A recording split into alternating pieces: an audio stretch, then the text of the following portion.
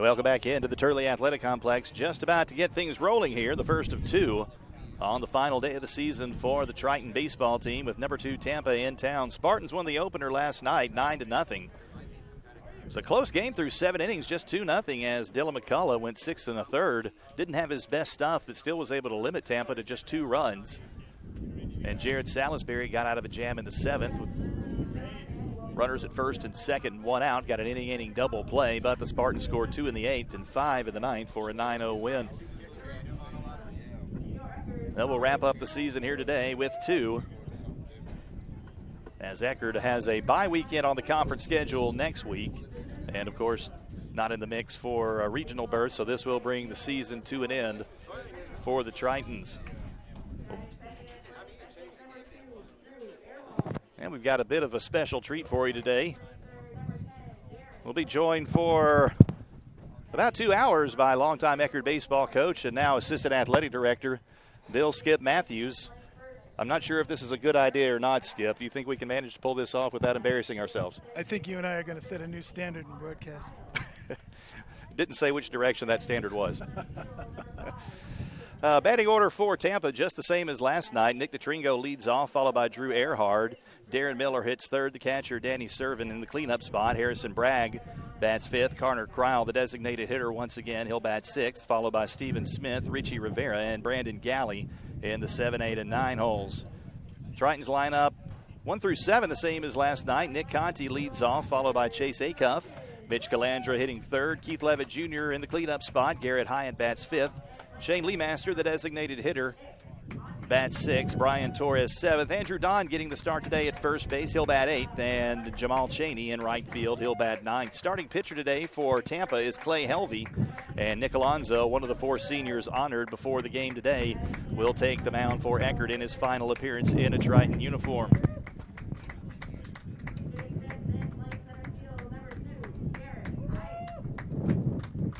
And Skip, 3 of these seniors were, if I'm not mistaken, were in your last recruiting class, were they not? Yeah, they sure were. Nick, Kevin, and Gardner were in the last group that I recruited. It was actually my 25th recruiting class, so it's kind of neat to see these guys mature and change and turn into great young men. It's been a pleasure working with these guys, even though I stopped right after their freshman year. It's been phenomenal staying with them and helping them out over the last 3 years. They're great men. It is a very windy day here today, as you can probably hear through the headsets. We'll step away momentarily for the playing of our country's national anthem.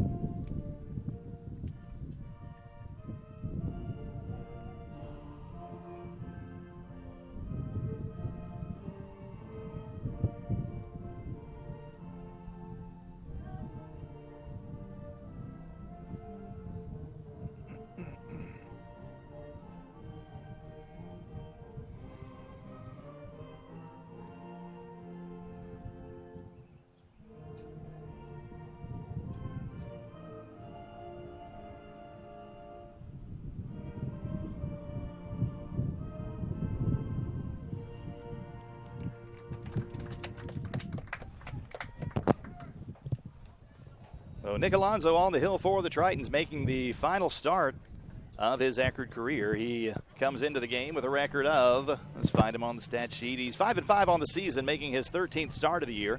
Leads the team in wins with 5.657 ERA, 63 innings pitched. He's allowed 68 hits, 49 runs, 46 earned.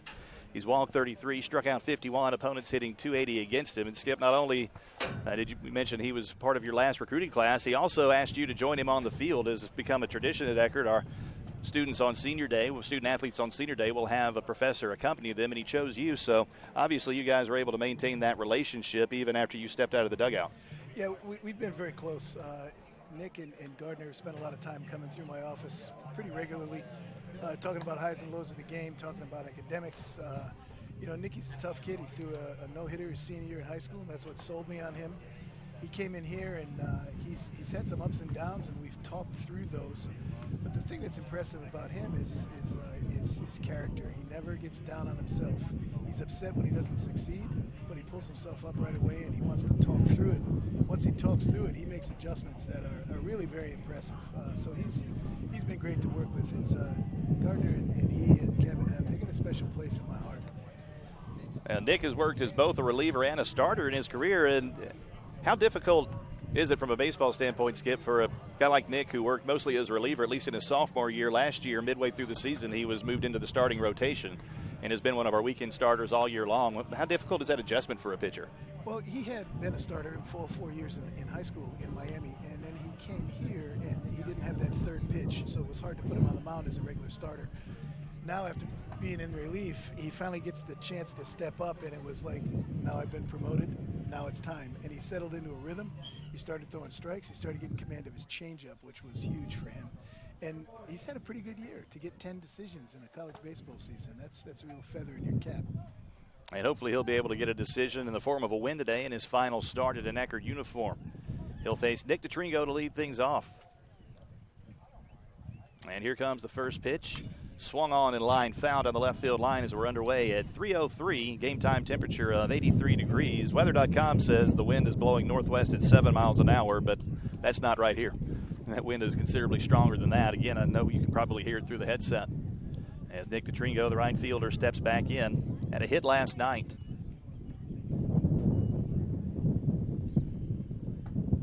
Here's the 0-1. Swing and a miss for strike two as Alonso pulls the string back and ahead in the count now 0-2 to DeTringo. That's the pitch he had to learn how to throw for strikes. He's done a great job with that pitch his senior year.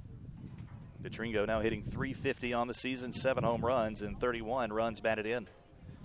He'll be followed by Eckerd and Miller, and Servin, Bragg, and Cryle as the 0-2 over but low for ball one. Smith, Rivera, and Galley bring up the bottom third of the order for the Spartans. If you're a senior in a position like this, throwing against a club like Tampa, who's now, I guess, 27-1 in conference, this is the test that you want. This is what you dream about, getting the chance to throw against them in a last final weekend series. He's got to be pumped up. Here's the 1-2 line drive over the head of Acuff at shortstop and drops into center field for a leadoff single for Nick DeTringo. So DeTringo aboard to lead off the game, and that'll bring in the second baseman, Drew Eckerd. Eckerd had a hit last night, now batting .356 on the season, 3 home runs and 29 runs batted in. Torres is at third, Acuff at short, Conti at second rather, Don at first for the Tritons. Mitch Calandra again behind the plate will set the outfield after this first pitch from Alonso to Eckerd, which catches the outside corner for strike one. Keith Levitt Jr. is in left, Garrett Hyatt in center, and Jamal Chaney in right. And the wind continuing to blow out towards right field, right over the scoreboard where the flag sits. Low and away, ball one. The outfielder's going to have their work cut out for him today. Anything that goes to left is going to end up in right. It's blowing pretty hard out there. Infield, outfield playing straight away here for Eckerd. Runner going on the hit and run, fouled off out of play. Count 1-2 as DeTringo will stop and head back to first base. Now, Skip, Tampa is obviously a program that follow any Division II baseball. You know, they're one of the best programs year in and year out in Division II baseball. What is it about the program that has made them so good so consistently? You know, it's almost a science in recruiting for these guys. They do such a good job of blanketing. 1-2 grounded to Torres at third. His throw to second is wild, but Conti able to make the grab and keep his foot on the bag for out one as it's fielder's choice score at 5-4. They do a nice job of blanketing the country in recruiting. They get a lot of Division I guys who are looking for different options, better options, more innings. They've done a really found a niche for getting those guys who maybe are a number 4 or 5 starter in a Division I program who can come to Tampa and be a number 1-2 guy. They're just I've got so much respect for Joe Urso and Sam Militello and Jose. they do a phenomenal job of recruiting. First pitch to Darren Miller is a ground ball base hit into left field. He is now 6 for 6 in the series, went 5 for 5 with a walk last night. And a leadoff single today as he stays perfect for the weekend. 2 runners aboard with 1 out now for the catcher, Danny Servin. I think tradition has a lot to do with it as well. I think the tradition of being at Tampa, starting with Lelo Prado back in the early 90s. Though I didn't fare too well against them competitively, we sure had fun playing against each other and competing. And I always enjoyed going over there and playing in the birdcage. It's a great place to play. First pitch to Servin, swung on and popped up in the infield. Third baseman Torres calls off Alonso right on top of the bump and hauls it in for out number 2. So a big out to get there as Servin pops up to the infield. 2 gone now for the big first baseman Harrison Bragg. Bragg had 3 hits last night, a pair of doubles and a single. Also struck out twice, hitting .327 on the season now, 15 home runs and 49 runs batted in. As Calandra will head out to the mound to talk strategy with Alonso. Another thing I think that has Tampa in the position they're in now is the community support and the community effort that they put into really going out and looking at kids in the Hillsborough County area. They've always been very fortunate to get some of the better players to go there, whereas they wouldn't go to USF. They'd always love to go to UT. It's a good problem to have for them. Yes, it is. First pitch to Bragg is a called strike of the outside corner.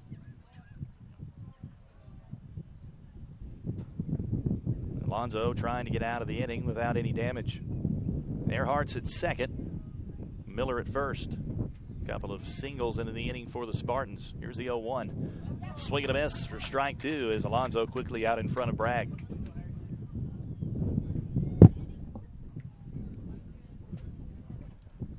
The difference between Tampa and us, I think, too, is the fact that Joe and Sam bring in so many new players, so many different players every year.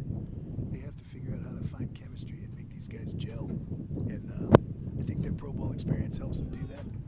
But they've always brought guys in, replaced 6 or 7 guys at a time, and still won year after year after year. It's one of the better programs I've seen in 30-plus years of coaching at the college level.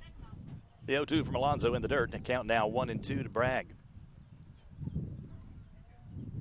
Both of Bragg's doubles last night were to the opposite field, and Hyatt in center field shading him over that way.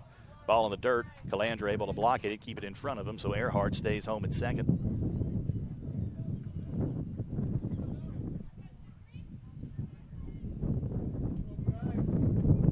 Despite being a power hitter, Bragg only had 5 doubles on the season coming into last night. Total now at 7 after his 2 doubles to right center.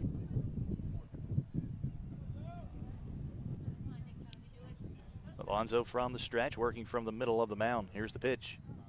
Swing and a miss, strike 3. Bragg down on strikes, and Alonso gets out of the inning stranding 2. Spartans get a pair of hits, but leave both on base as we go to the bottom of the first inning. Tampa nothing, and Eckerd coming to bat.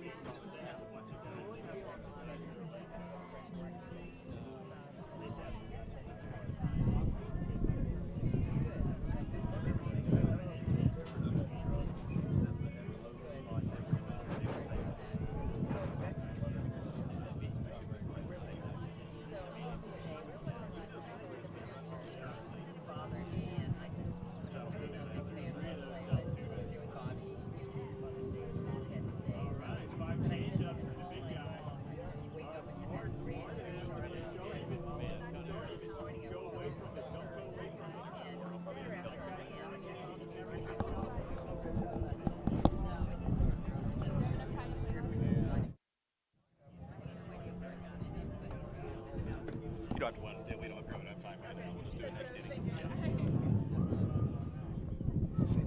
Clay Helvey on the mound for the Spartans, as he was originally scheduled to be the Game 2 starter today. But the scheduled Game 1 starter, Kevin Pimentel, is out with a minor injury, so Helvey will start Game 1, making his 14th appearance of the season. Start number 9. He's 4-0 on the year with the save. 52 innings pitched. He's allowed 42 hits, 20 runs, 17 earned, walked 22, and struck out 41 with a 294 earned run average. And once again, setting the Eckerd lineup, it's Nick Conti leading off. Chase Acuff bats second, followed by Mitch Calandra hitting third. Keith Levitt Jr. in the cleanup spot. Garrett Hyatt hits fifth. The designated hitter Shane Leemaster bats sixth. Brian Torres seventh. Andrew Don eighth. And Jamal Chaney ninth. So it's Conti, Acuff, Calandra, Levitt Jr., Hyatt, Leemaster, Torres, Don, and Chaney for the Tritons in game one of the doubleheader.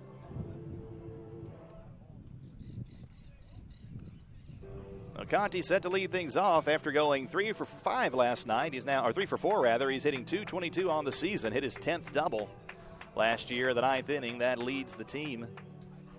Also has 5 home runs and 12 runs batted in. Eckerd shut out last night for the first time all season long. See if they can break through today against Helvey. Here's the first pitch from Helvey. Conti swinging at the first pitch and fouls it off out of play.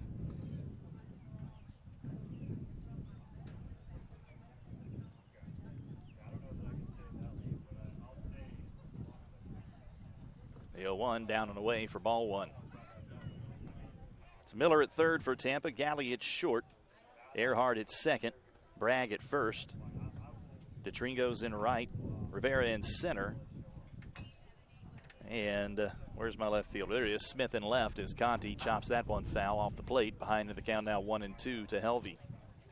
Conti swung the bat really well last night. It's interesting to watch how they're pitching him right now. Staying away soft, seeing if they can get him to roll over on a pitch and start off the day a little slower. Check swing on a ball down and away. Appeal down to the first base umpire, says he did not go. Count now even at 2-2.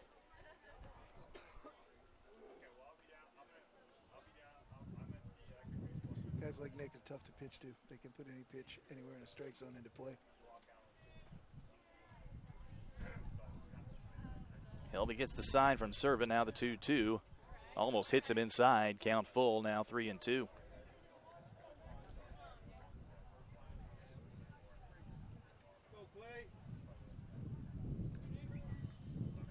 Payoff pitch on the way from Helvey.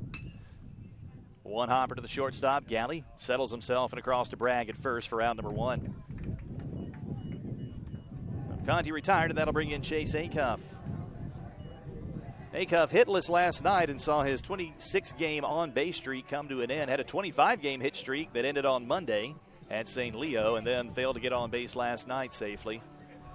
So 26-game hit, or rather, reach base streak came to an end. But Skip, you've been in charge of the baseball program for a long time, or had been for a long time. Can you, in your days coaching, remember a hit streak that went longer than Acuff's 25 this year? No, I've watched that develop over the course of the season, and I know Minter Labrador did it with us. He went 23, I believe. But even back in the time when I was playing, it was we never had anybody go that long. It's impressive to see. 1 ball, 1 strike here to Acuff. Checks his swing on a ball in the dirt. Appeal down to first base, says he did go, so now Acuff behind at the count 1-2. Last night saw something a bit uncommon for Chase. Not only did he not get on base, he struck out twice. He came into the series rating as the hardest player in all of Division II to strike out, and he strikes out again there on a ball in the dirt as Servin lobs it down to first base for out number 2. First time I saw Chase, he was 8 years old and came to one of my camps at Tropicana Field. So I've literally watched him grow up. Little did I know he'd turn into such a good college player. Some of that probably had to do with the instruction he received from you at those race camps, right? Sure. 2 down, bases empty for Mitch Calandra. Calandra now hitting .339, 2 home runs, and 29 runs batted in. Got a 184th hit of his career last night. First pitch from Helvey outside for ball 1.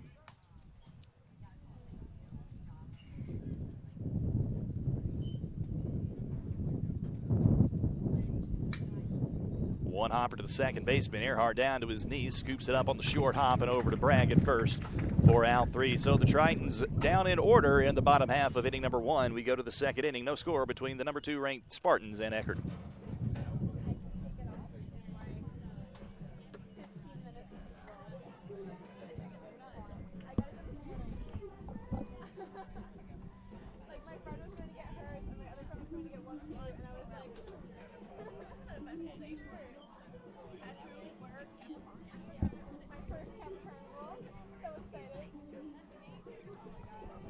Fine, yeah. Yeah, it's fine. No, it's fine. That's fine. Yeah, I don't mind. No, interjector's fine. I don't mind. Dead air doesn't bother me on this video, so little dead air's not a big deal. But yeah, interject where you can. People can see it, so we can always get caught up.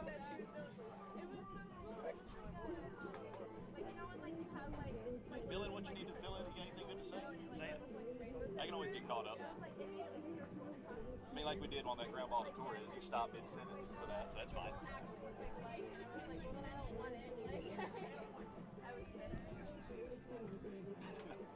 No, but still, don't be inappropriate. I do want to get you to tell the story of how you became the scorer for the Rays too. I think that would be interesting. I think that'd be really interesting. Going to the top of the second, it'll be Cryle, Smith, and Rivera due up for the Spartans if anyone gets on Galley, as Nick Alonso back on the mound, worked around a pair of singles in the first, left both stranded. Alonso's showing pretty good presence out there today. He's relaxed. You can see the confident look in his eyes. He'll face Cryle to lead off the inning. Cryle hitless last night, now batting .291 on the season. Did draw 2 walks, leading the team in free passes with 20. Third baseman Torres in on the grass. First pitch to the lefty on the outside corner for call strike 1.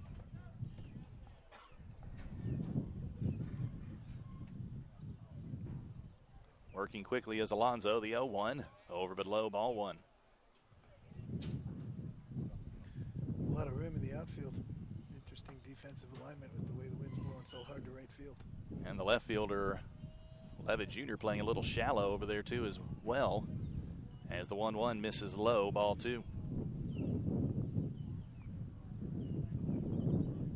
Spartans can wrap up the regular season championship at the Sunshine State Conference. Actually, with no tournament, they'll wrap up the conference championship potentially with a win today. Outside for ball 3, if I understand right, and discussing it with Tampa's Tom Colby, who's actually here over to our left, that one win should take care of it. As Florida Southern dropped 2 last night against St. Leo.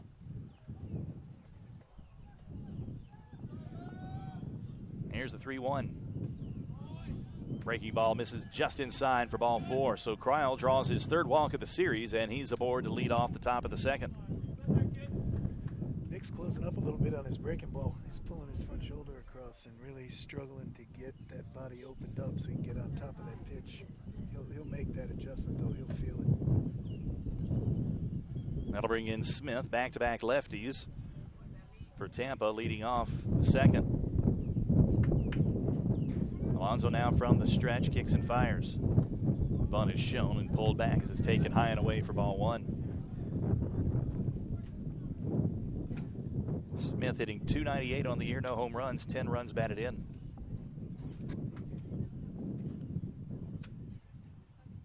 Five straight pitches out of the zone, runner going, swing and a miss on the hit and run, throws in time and cut him down stealing. Nice job by Calandra, got up, got rid of the ball quick. Threw a strike down to Acuff, who laid down the tag. Only the 6th time all season that the Spartans have been caught stealing.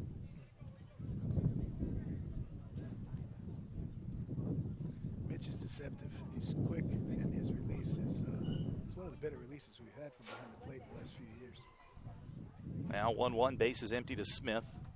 Misses down and in for ball 2. That's one of the things that caught me by surprise looking at Tampa's stats last night before the broadcast. 66 steals coming into the game last night, and only been caught 5 times. That is outstanding. Joe does a really good job of preparing by scouring over the stats of their opponents, and a lot of what he does is situational. Not so much depending on who the runner is, but where the count is, and he knows the tendencies of his opposing pitchers. He does a good job of picking his spots. He always has. Swing and a miss for strike 3. As Alonso goes off speed again and gets Smith swinging for his 2nd strikeout of the game. 2 down, bases empty now for Richie Rivera. That's how he stole so many bases when he was at Tampa. Doing exactly what he's teaching his guys now. Rivera hitting .272, 2 home runs, 17 runs batted in as he'll come up with the bases empty. First pitch on the way from Alonso. Bunt is shown right in front of the mound. Throw to first, not in time, and the throw is wild. All the way near the fence in foul territory in right field. Cheney picks it back up, gets it in quickly. So Rivera will reach on the base hit and the error on the bunt single. As much time as we spend working with pitchers on fielding practice, laying down bunts, having them throw the bases, it's the most frustrating thing in the world when you add the adrenaline factor in during the game, where they have to pick up the ball, focus on a target, and actually throw like a position player to a base. It's like they step into another realm of consciousness. Rivera in scoring position with 2 outs for Brandon Galley. Galley was 1 for 3 last night with an RBI single in the second. And a chance to do that again here as he takes the first pitch high for ball 1. And one of the things that I'd like to spend a little time talking with you about, too, throughout the broadcast as we have opportunity is I don't know how many people realize that you are the official scorer for the Tampa Bay Rays and considered by Major League Baseball to be one of the best. You actually do clinics for other scorers. But as we have opportunity, I'd like you to kind of talk about how you got into that role. Sure, I can do that. Now that you've let the cat out of the bag, I guess I can go into that a little bit. 1-0 is the count to Galley.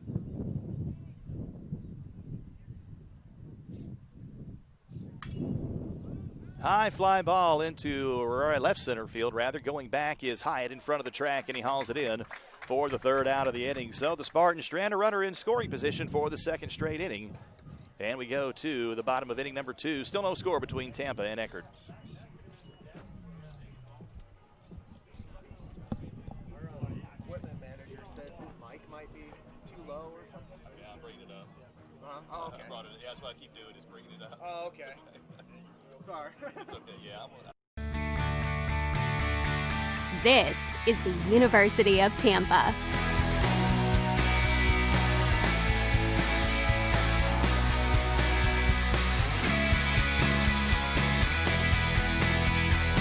Explore your dreams. Discover your talents. Get ready to invent, innovate, and be a leader. This is the University of Tampa. When you get on a microphone, the advice essentially says, don't fuck. Good. I almost have to be that way, right? So I'll try to speak louder. Going to the bottom of the 2nd, it'll be Levitt Jr., Hyatt, and Lee Master up for the Tritons if anyone gets on Torres. And as Helvey takes his warm-up pitches here, how did you get involved with doing the scoring for the Rays? You know, it was kind of circumstance. I had been running the camps for the Rays, summer camps and corporate camps, for about 8 years. This was 2008, and the vice president of communications, Rick Vaughn, who's a dear friend and a mentor, he came to me and he said, you know, I got an opportunity for you to try something if you want to. He said, do you ever think about scoring? And I said, no, I've never scored a game in my life. He said, then perfect. I want you to try it. He said, I'm losing scores because they're getting intimidated. People are going after him verbally, and and you're used to that. And I said, well, yeah, I'm used to having people say some really cool things through chain link, so I'll give it a shot. So I started to score, and I studied with Jim Ferguson, who was a longtime scorer in Major League Baseball, and I sat with him for about 2 weeks. He never said a word to me. I just watched him score. And when I was done, he said, okay, go. There's a line drive base hit by Keith Levitt Jr. into center field as he is aboard for the first time in the series to lead off the bottom of the 2nd inning. That'll bring in Garrett Hyatt, who was hitless last night, tied for Calandra for the team lead in batting average at .339, 2 home runs, and a team leading 33 runs batted in. So I started scoring games anyway, make a long story short, and Phyllis Marriage, who was the director of ops for Major League Baseball, told me I was going to be the lead guy and I'd do the World Series. I didn't realize what that meant. I was fine with that. And all of a sudden I realized I'm sitting in a playoff game, and I'd never been to a live playoff game because I was always coaching.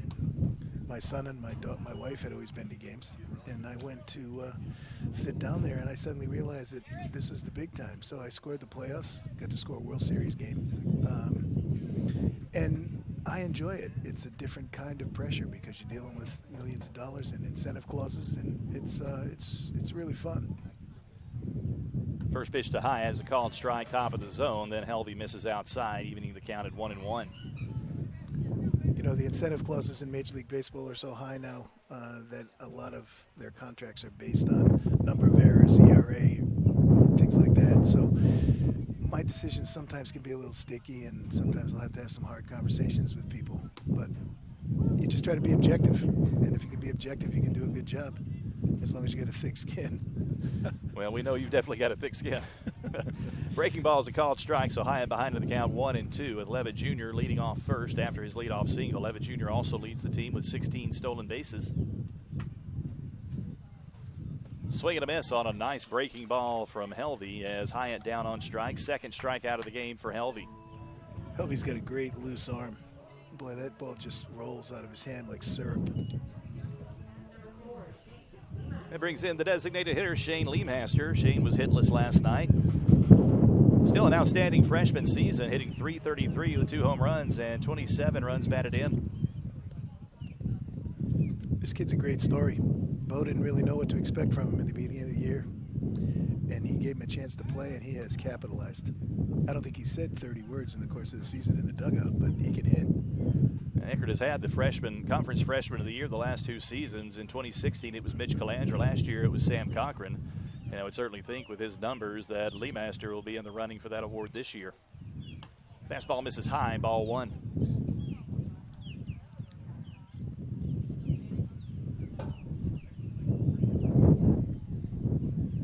And the wind continuing to howl out here. I'm assuming you can probably hear it through our mics. We're in an open air press box, so no shielding from the wind. Here's the 1-1. Runner on the move. Line drive hit right at the right fielder. It's caught. 4 out 2, and Levitt Jr. had already rounded second, made no attempt to get back to first. So the throw comes into Bragg, 4 out 3 for the rare 9-3 double play. So the Tritons waste a leadoff single and are retired in the bottom of inning number 2. We go to the third, still no score between the Spartans and the Tritons.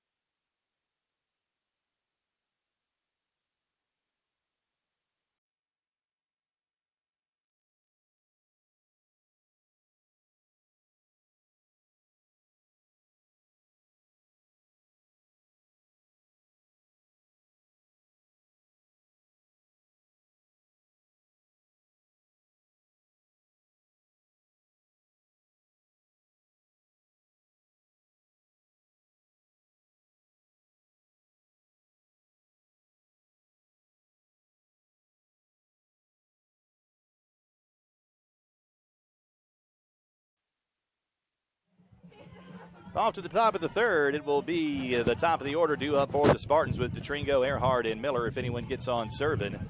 With Nick Alonso back on the mound for his third inning of work. He's pitched around 3 hits so far and left a runner stranded in scoring position in each of the previous 2 innings. DeTringo led off the game with a single in the top of the first and was retired on a fielder's choice. Retired on the base pass, that is. First pitch on the way to DeTringo is over but low for ball 1. There's a chance of rain in the forecast today, at least as of this morning. It was a 40% chance of rain, supposed to start around 4 o'clock. Not the rain, but the chance of rain. Hopefully we'll be able to hold that off. Here's a called strike at the knees, count even at 1-1. Alonso's made a nice adjustment. He's coming straight out from the glove now.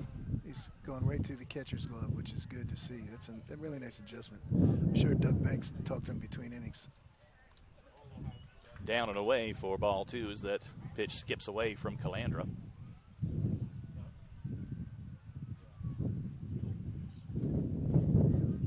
Justin Carrillo comes over to pick up that ball off the fence. Carrillo, unfortunately, saw his season come to an early end with an elbow problem back in February. There's a ground ball base hit back up the middle as it gets just outside the reach of Conti at second base as DeTringo reaches for the second time in the game with his second single. Well, he's recorded base hits now in his last 3 plate appearances in the series. That'll bring up Drew Eckerd. Eckerd grounded into a fielder's choice in his last at-bat.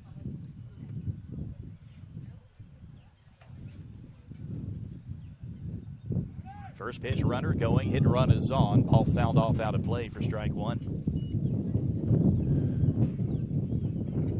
Nick's got to get to the plate a little bit quicker.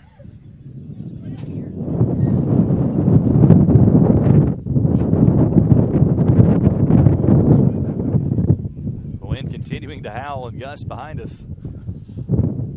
Apologize if that's making it difficult to hear. Not much I can do about that, unfortunately. Here's the 0-1 high fly ball into right center field. Going back is Hyatt. And on the warning track, he makes the catch, crashing into the fence. Just to the left of the retired number of Bill Matthews for out number 1. Really nice play by Hyatt. He covers a lot of ground. You know, he came here as a shortstop. His athleticism lent itself to moving to the outfield, and I think he's a prospect. I think he's going to get a chance to play at the next level in the outfield. Now to bring in Darren Miller, who is a perfect 6 for 6 from the plate in the series. All singles. Also drew a walk last night, so he's reached base in all 7 plate appearances so far. Pitch out is on. DeTringo not going. Throw back down to first. DeTringo slides in safely underneath the tag of Don. 7 plate appearances so far in the series for Miller. He's reached every time. See if Alonso can be the first to retire him. Tritons used 5 pitchers last night.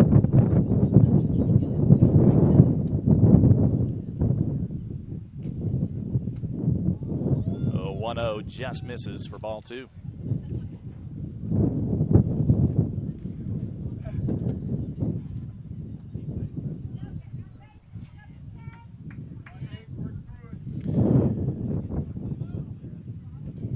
From the stretch, Alonso with the 2-0. Swing and a miss, strike 1 as Miller chases one downstairs and comes up empty.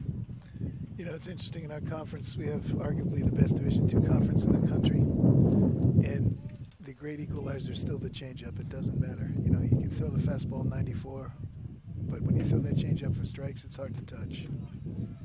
Down and away for ball 3 as Calandra slides over and blocks it to keep DeTringo at first. That's also what makes this conference fun, because you're playing great schools every weekend. You know you're going to be at the top of your game. No such thing as a day off in conference play. Not at all. 3 games in 24 hours is a grueling test of mental stamina as well as physical. Now the 3-1. Ground ball and another base hit for Miller as it gets through the hole between third and short. Now 7 for 7 in the series is Darren Miller. Wasn't hit hard, just hitting the right place. And now the Spartans have runners at first and second, 1 out for Danny Servin. What's the Tampa record for consecutive hits? He's got to be approaching it. 7 in a row, solid. Now once again, Alonso will have to pitch out of a jam. Had runners at first and second with 1 out in the first. Same situation here in the third. With Danny Servin at the plate, Servin popped up to the infield in his first at-bat. A couple of checks back to second. Now the first pitch on the way to Servin. Takes a big hack and fouls it off just to the left of the Triton dugout.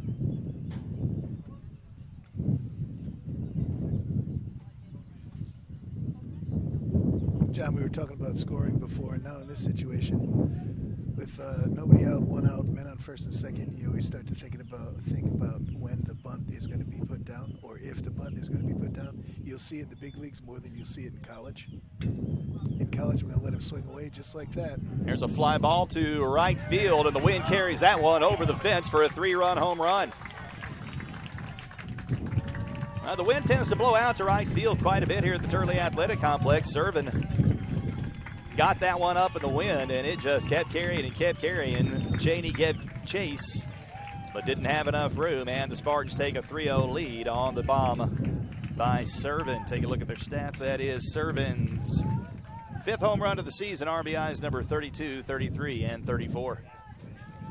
If you square it up to the right side of second base today, it's got a good chance of going out. The wind is really howling. Well, Spartans on the board first on their 6th hit of the day. 3rd of the inning. Base is cleared now for Harrison Bragg. Bragg struck out in his first at-bat. Here's the first pitch, hit hard down the third base line. As I assume that's Coach Urso at the third base box.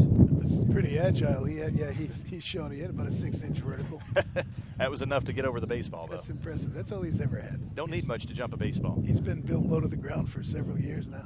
The 0-1 and the dirt ball 1. Tritons did use 5 pitchers last night, but none of them threw very long.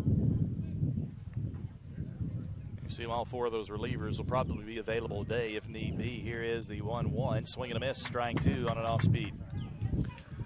His swing and miss percentage on his changeup is pretty high right now.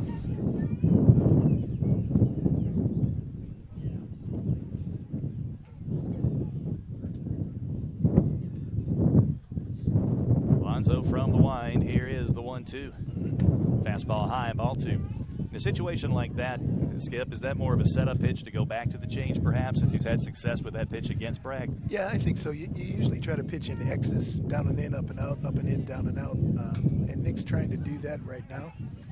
His problem is he's coming out so quick on his fastball that his arm's struggling to catch up.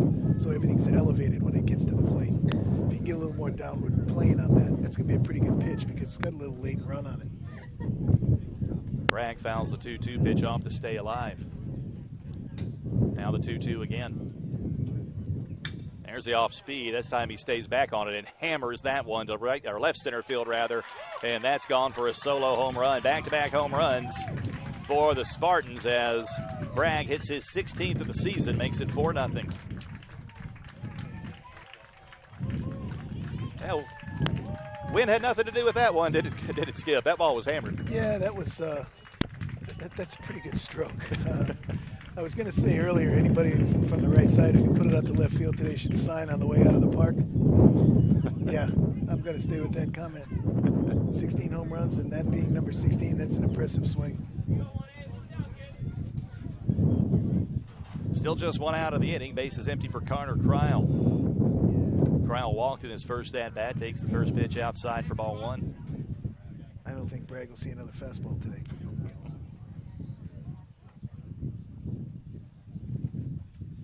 In the dirt now, ball 2. And now Calandra will call time, go out to the mound and try to settle Alonso down a little bit, maybe shaken up a bit after those back-to-back home runs. You know, we're not counting trips in the college game yet, but now that they have 6 allowable trips at the big league level, it's made a big difference in the pace of game. I've not had a game, I'm jinxing myself right now, but I've not had a game go over 3 hours yet. And I think a lot of it has to do with the fact that we're just not spending so much time wearing a path from the dugout to the mound or the plate to the mound. Here's the 2-0, down and away, ball 3. And Cryle in the driver's seat now, the 3-0 count. You watch Tampa hitters, they're right up on the dish. They force you to pitch the ball away so they can get the barrel of the bat out. 3-0, Cryle taking all the way, and it's low for ball 4, so Cryle walks for the second time in his many plate appearances in the game, and he's aboard with 1 out for Richie Rivera. You got to be able to establish the inner part of the strike zone against a team like Tampa because they're making you throw the ball where they want it. So you got to get it in on their hands as much as you can early in the count. That's a tough thing to do because these kids swing it. It's actually Steven Smith due up. Rivera's on deck. Here's the first pitch to Smith. Shows bunt, pulls it back. It's in the dirt and gets away from Calandra. As Cryle around second, then comes back on the wild pitch. You sure that was a wild pitch? Looked like it was in the dirt. Had that conversation with you last night. Yes, you did. And now we've got a mound visit coming from Coach Josh Beauregard. Nobody in the bullpen throwing right now, so... I had that conversation with someone as I was walking in the park tonight. They said, hey, did you see that wild pitch last night? It should have been E2. And I said, how can it be an E2? He said, well, the ball went through his legs. I said, well, pitchers are supposed to be able to make it reach. So if it hits the dirt before it reaches the plate, it's his fault. It's not the catcher's fault. And that's why we confirmed with you. Yeah, conversations are interesting. You know, fantasy baseball has made everybody think they can be a GM, and of course everybody can be a scorer because it's so easy from your living room. Well, there's certainly a lot more nuances to it that you learn once you get into doing it. I'm sure you mentioned you had never done that before you got drafted into duty with the Rays. Right. And I was fortunate, really, to have the opportunity to do that. But it was more for knowledge of the game and personality, I think, more than anything else, because they just needed somebody who was going to sit there and show good judgment. Scoring's about judgment. It's not about would have made a play or could have or should have. It's about judgment. Can they make that play? And can they throw someone out? In that case, the ball bounces in front of the catcher. Should he block it? Could he block it? Well, it doesn't matter. He didn't. The ball got by him, so it's a wild pitch. So Cryle at second on the wild pitch. We've established how that works very well now. Still just one out of the inning. 1-0 is in for a called strike one. Very nice. He slowed himself down. That was a good visit by Bo. Now, I was going to ask you as well, like in the situation, I know you've made the mound visit in that situation many times in your career. What do you say to a pitcher to help calm him down? It's not a matter of calming down. It's just it's a matter of getting him to focus on something other than throwing a strike. You get him to focus on his legs, and it slows his body down because now he's under control. He's not jumping at the plate. They start to just thinking strike, and look what happens when you throw strikes. You get the home run to right, you get the home run to left because you start to elevate. What you want to do is think about getting downhill so you get the action of the ball to help you as opposed to hurt you. No action is going to get hit a long way. Action is going to be a ground ball. Here's a 2-1 over but low for ball three. Been a long inning for Alonso, still just one out. Now at 55 pitches in the game.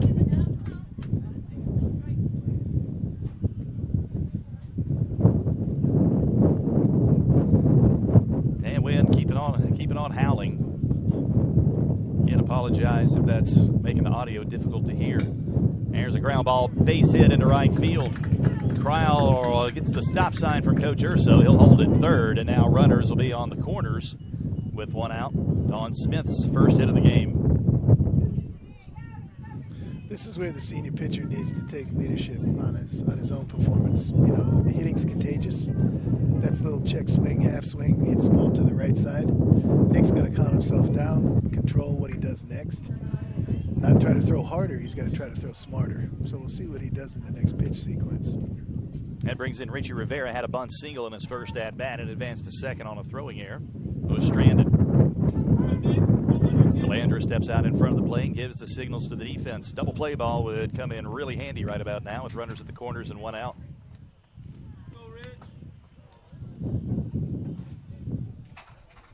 Out of the stretch, Alonso, first pitch on the way. Ground ball, another base hit through the hole on the left side as Cryle comes in to score, and it's now 5-0 on the single by Rivera. You know, pitching's it's a tough art. Right now, everything they touch is finding a hole, and Nick knows that. He's trying to be a little bit too careful, and they're jumping first pitch. So now he's going to make an adjustment. He's got to start pitching backwards. He's got to start with the change, start with the breaking ball, instead of trying to get ahead with the fastball. 18th RBI of the season for Rivera, and that brings in the number 9 hitter, Brandon Galley. He's 0 for 1, takes the first pitch down and away for ball one.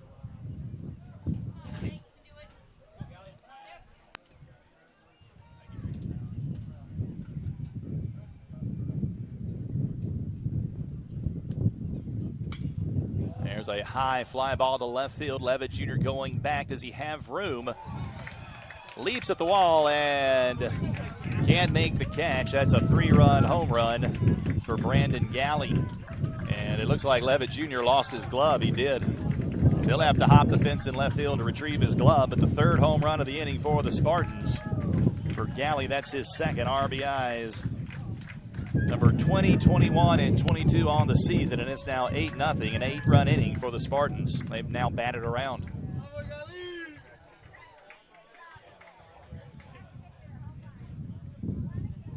And now we'll get some activity down in the Eckerd bullpen.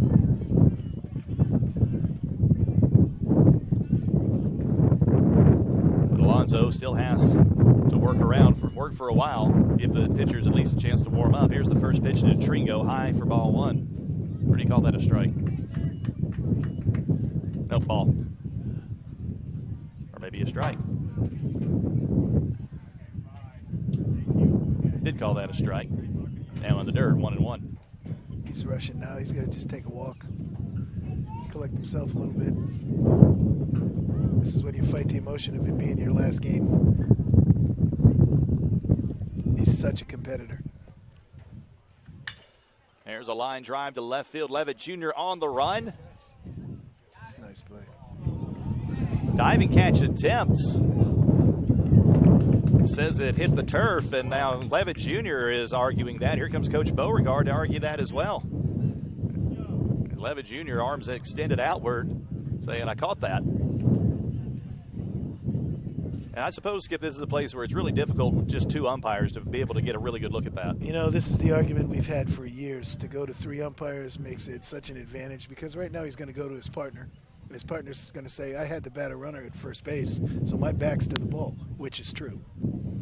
He's going to go by what he saw, and he's not going to try to make the great call. He's just going to try to make the right call. So the argument is we've given up 8 runs on 10 hits. We're struggling to get outs. Can you not just take another look at it? And they did overrule and it. They did, which is great. I was about to ask you how often that happens. It's rare to see one umpire overrule the other person's call. Well, I think what this guy did, this guy's an experienced umpire. He took a look at the batter runner turning first base, then took a look to see where the ball was to see if he had to follow the batter runner to second base. And when he turned, he must have seen the ball go in the glove and didn't see white on green to rule it a base hit. That's a great call. He's an experienced ump. You don't see that very often. Now Coach Urso out to argue his case. That is second out of the inning on a fantastic catch in left field by Keith Levitt Jr. 2 gone, bases empty for Drew Ehrhard. One of only 2 Spartans without a base hit today. He's 0 for 2. The only one not to reach base safely is Kreil. The other one doesn't have a hit. He's walked twice, however. First pitch from Alonso, swinging in a high fly ball into right field. Cheney is there. Might have lost that in the sun. Backpedaling and is able to make the catch for out number 3. So Eckerd finally gets out of the inning, but not before the Spartans score 8 times on 7 hits, no errors, and nobody left on. We go to the bottom of inning number 3. Spartans lead at 8-0.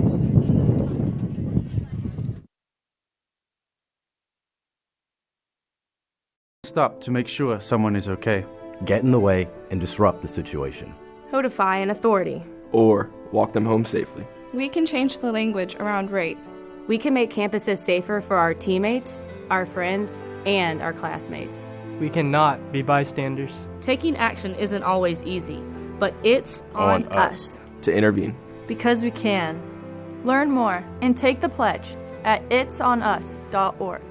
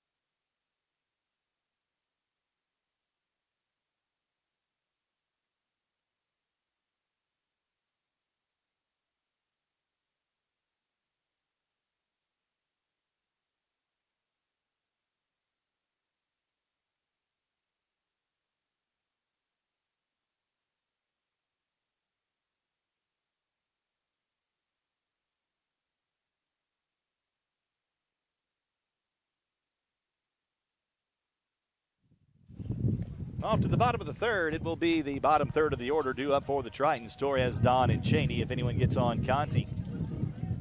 Let's see what kind of answer the Tritons can come up with to the 8-run third for the Spartans. Certainly don't have to do it all at one time, but it'd be nice to chip a couple of runs off that lead in this inning if possible. Helby's been good so far. 2 innings, only 1 hit allowed. And a nice play at third by Miller as he leaps into the air and robs Torres of extra bases for out number 1. Well, last night, the skip, Tampa starter David LeBron only threw 86 pitches in 8 innings. Helvey only threw 20 through 2. Eckerd's been really aggressive early in the count. Is there a point at which you might want to let the guys work a little longer, or do you want to continue to be aggressive early in the count? No, I think in college baseball, because you're swinging a limit of bats, the advantage goes to the hitter as long as they can pick out a pitch that they feel like they can drive. I'm not a big believer in getting deep in counts, not at the college level. I think you got to put the ball in play, and the more you put it in play, the more it works to your advantage, because you're forcing guys either to make defensive plays or you're getting base hits. And right now, we're hitting the ball fairly well, but it's just right at people. That's the cruelty of the game. 2-1 now, the count to Andrew Don. There were times in my career where I'd tell hitters swing at one of the first 3 pitches. They get lazy. Swing and a miss by Don. Count now 2-2. He's making his second start of the season. He's 2 for 11 on the year with a home run and 2 RBIs. Homered in the Claflin series back in mid-February. Don actually a second-year senior with Eckerd. He was honored at Senior Day last year, then decided to come back for 1 more year as he had a year of eligibility left. So he wasn't honored with the seniors earlier today, but this is his last day in an Eckerd uniform as well. He's got a full count here against Helvey. Payoff pitch, misses inside, ball 4, so Don reaches with 1 out on the first walk issued by Helvey.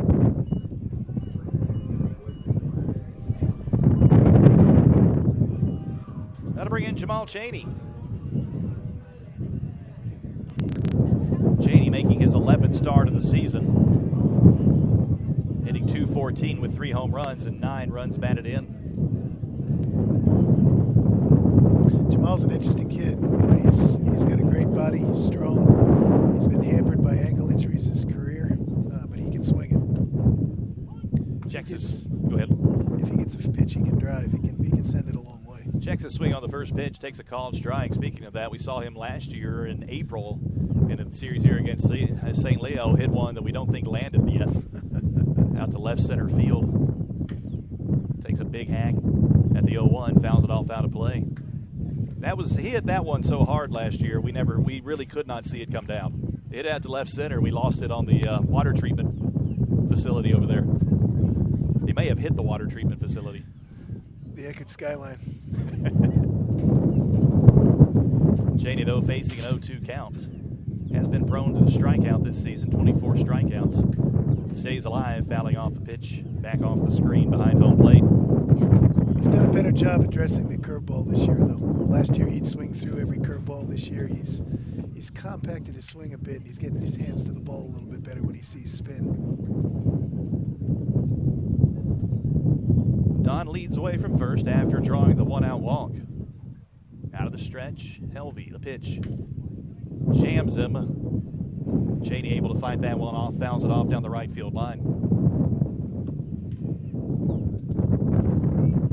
Count remains 0-2.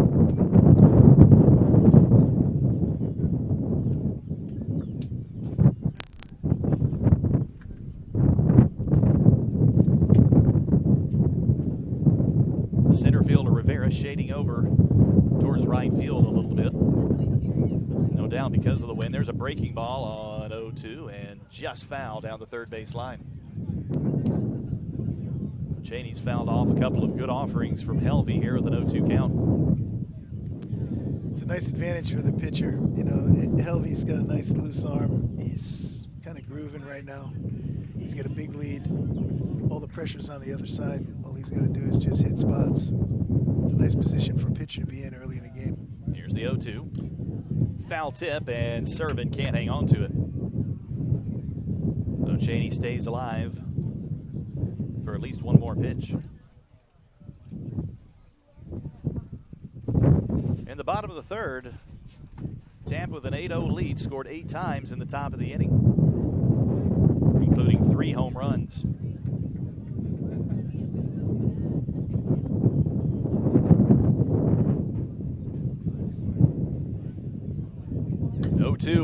Ball is destroyed to left field. Back to the wall and gone. Two-run homer for Jamal Chaney as the Tampa left fielder Smith gives chase, leaps at the wall, falls over the wall. He disappears behind the fence with the baseball, but Chaney hits his 4th home run of the season. RBIs number 10 and 11, and the Tritons are on the board.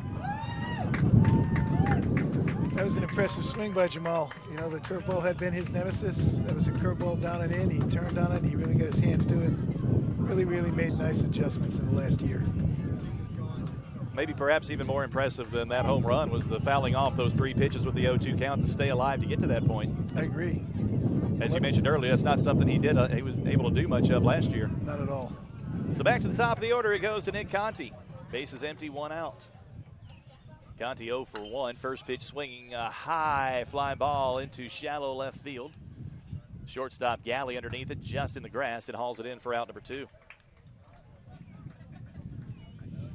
Triton staying aggressive early in the count, 2 gone, and it's now Chase Acuff coming to the plate. You know, I don't want to start a whole conversation on loft angle, but it kills me to watch guys pop up, fly out. The percentages in college baseball have increased dramatically, almost 30% more fly ball outs this year across the board. First pitch to Acuff, chops a grounder to the third base. Miller fields it in across to Bragg at first. 4 out, number 3. But the Tritons get on the board on the 2-run home run by Jamal Chaney as we head to the 4th inning. Tampa leads at 8-2.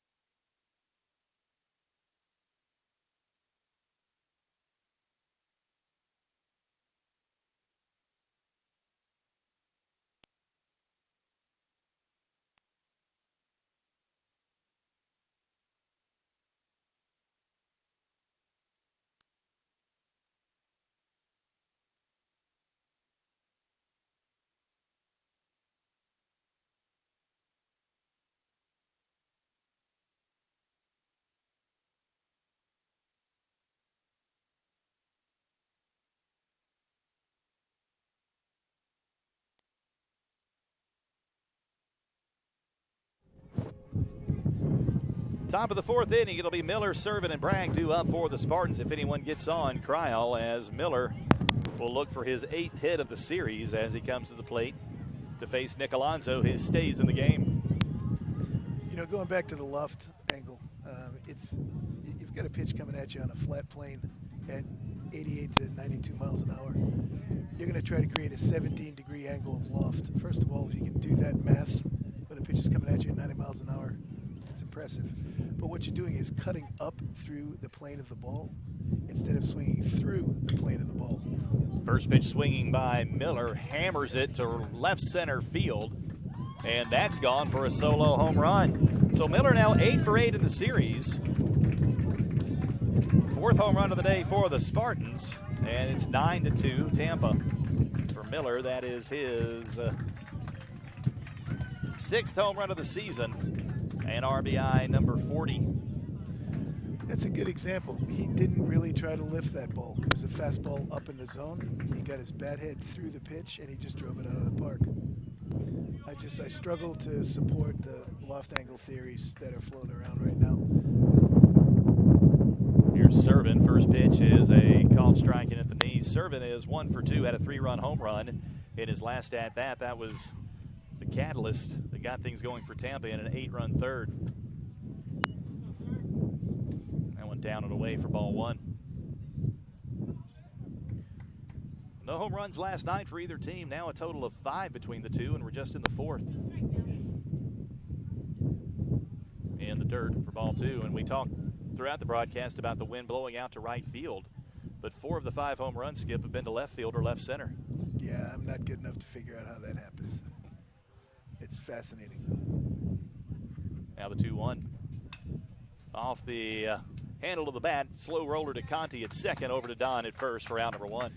I think it goes back to what we were talking about earlier with everybody's right up on the dish. Pitchers are forced to pitch away, middle away, and you're allowing the hitter to get his hands out. And with the bats we're using now in college baseball, there's a lot of juice in the barrel. So if you can get your hands extended and get through a pitch, you can hit it a long way. That'll bring in Harrison Bragg, who's 1 for 2 with a strikeout and a solo home run in his last at-bat, his third extra base hit of the series. Bragg's elbow is over the inner third of the plate. He is right up on the dish. He's taken away the ability to throw inside. But you still have to try to go in there. First pitch in the dirt for ball 1, and now our home plate umpire will walk the ball out to Alonso. Giving maybe Calandra a little bit of time to recover. Calandra may have taken that one off the inside of the leg.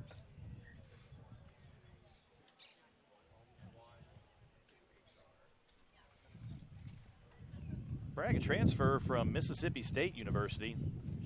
Counting through their roster last night, I counted 8 transfers on this Tampa team from major Division I programs. He fouls that one off out of play, 1-1 the count. Well, it's a credit to the coaching staff to find these guys and then to cultivate them into a good team. A lot of work goes into that.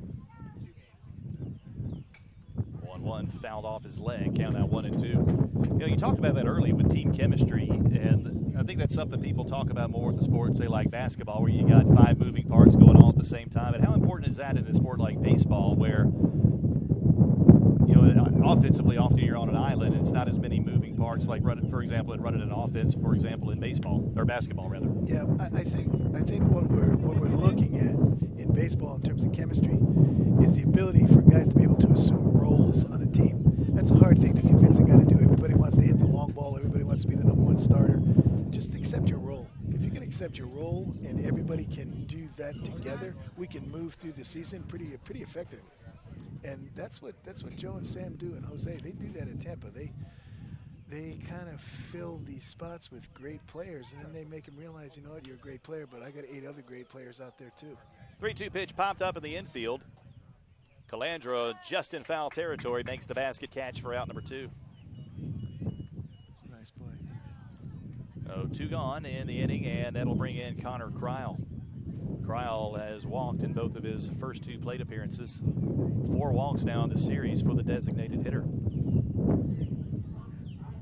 And chemistry is an interesting animal. You know, the college athlete of today has become a little bit more isolated, and to get them all to agree to move towards a team concept, it's an everyday effort in baseball because it's such a stagnant sport. First pitch from Alonso is outside for ball 1. That one catches the outside corner, count even 1-1. First of 2 here today from the Turley Athletic Complex. And the 1-1, swing and a miss, strike 2. Alonso ahead now in the count. 1 ball, 2 strikes, and 2 outs in the top of the 4th.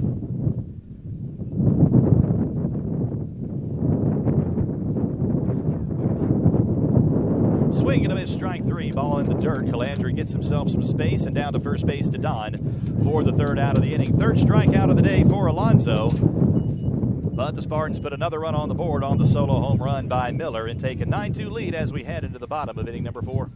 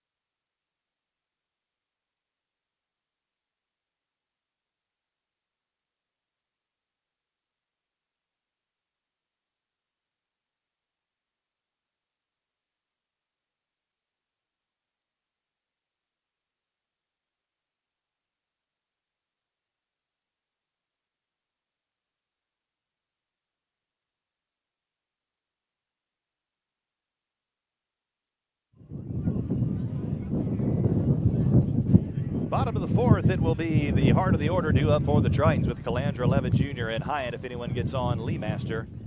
As Clay Helvey back onto the mound. 36 pitches through 3 innings so far for Helvey. Calandra 0 for 1. As he grounded out to second in his first at-bat.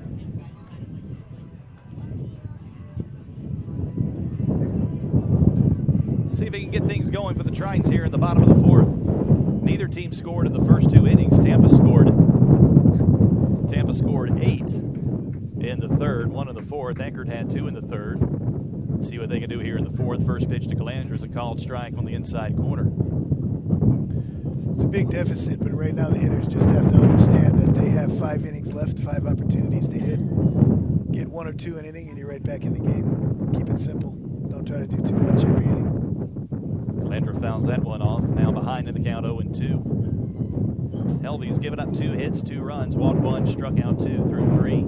Here's the 0-2. Here's a line drive into right field, but hit right at the right fielder, DeTringo, for out number 1. Hit that ball hard, but hit it just a couple of steps away from DeTringo, and the wind, I think, did the rest. Made it a pretty easy play for the first out of the inning.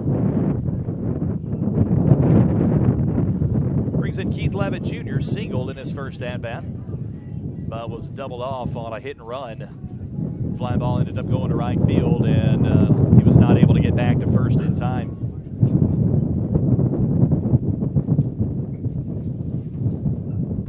First pitch on the way, swing and a miss for strike 1 for Levitt Jr., the transfer from Penn State University. Been in the middle of the order for Eckerd for the majority of the season.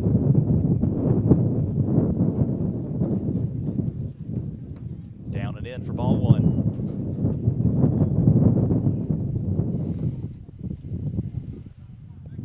And we'll hope the rain will hold off today. There's a 40 to 50% chance of rain this evening.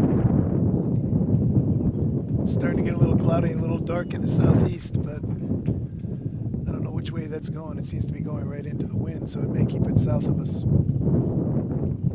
We're baseball coaches, we become pretty good at meteorology. Here's the 1-2. Breaking ball, slow roller down the first base line. Bragg will take it himself a half step away from the bag. And then Levitt retired. 3 unassisted for the first out of the inning. Really nice curveball right there. That pitch is hard to hit. Brings in Garrett Hyatt, who struck out in his first at-bat.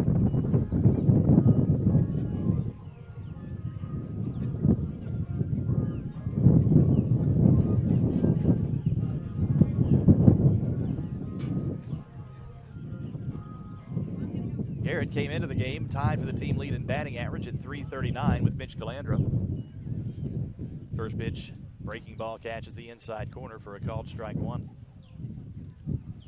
Haven't run down the conference scoreboard for you yet. Do that as we have opportunity, as the 0-1 chopped foul over towards the Eckerd dugout. Lee Master on deck, batter gets a hand on it to slow it down.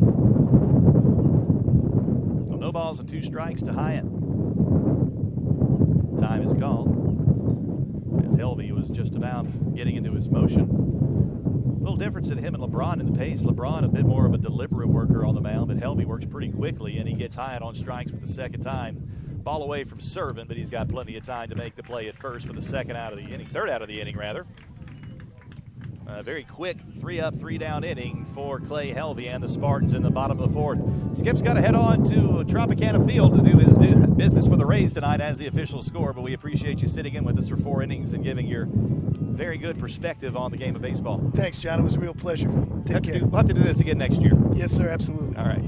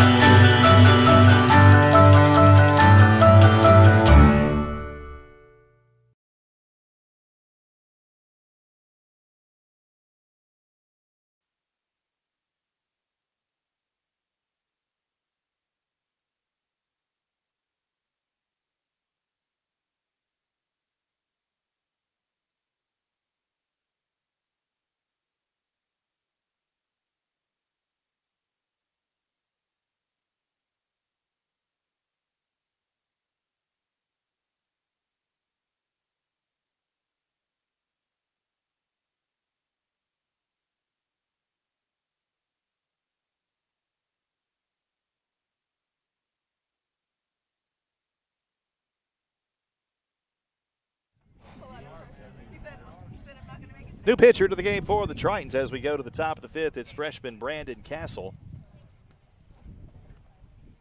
As Nick Alonso's day comes to an end after 4.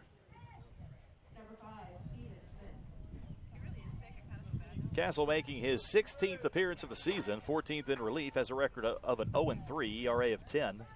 18 innings pitched, 20 hits allowed, 20 runs all earned. He's walked 21, struck out 15.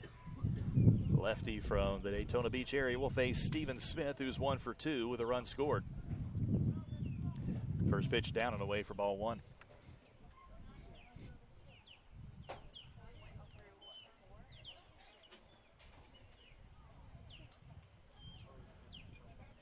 Castle works from the stretch and the third base side of the rubber.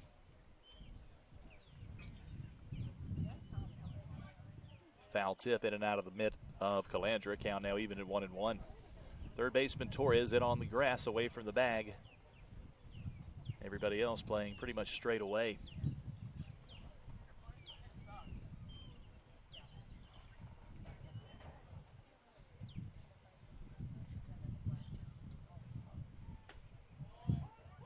Catches the outside corner, and Castle ahead in the count now 1-2.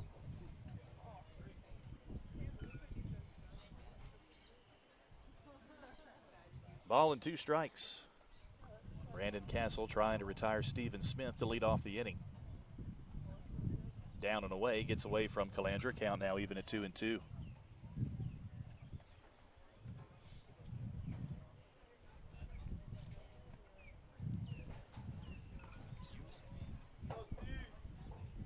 Spartans have put the leadoff runner aboard in every inning so far.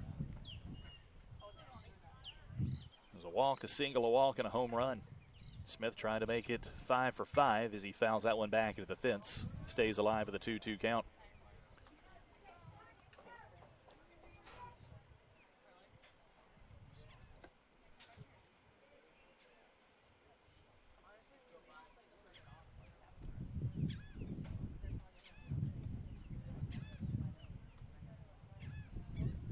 The 2-2 off the helmet. And Smith appears to be okay. Calandra up quickly to check on him, but Smith already has his helmet back on and on his way down to first base. So for the 5th inning in a row, Spartans put the leadoff runner aboard, this time on a hit by pitch as Smith reaches base for the 2nd time today. That'll bring in Rivera. Rivera 2 for 2 at a bunt single and then an RBI single.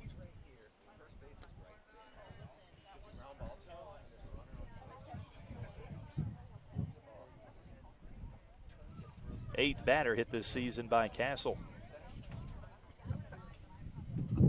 Now Smith leads away from first. Here's the first pitch, fastball high for ball 1.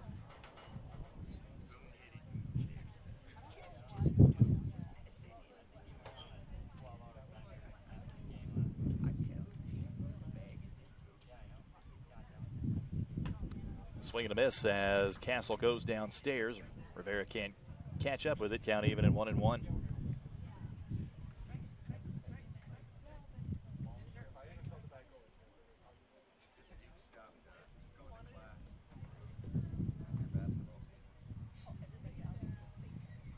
Here comes the 1-1, fouled off out of play. Castle ahead in the count 1-2.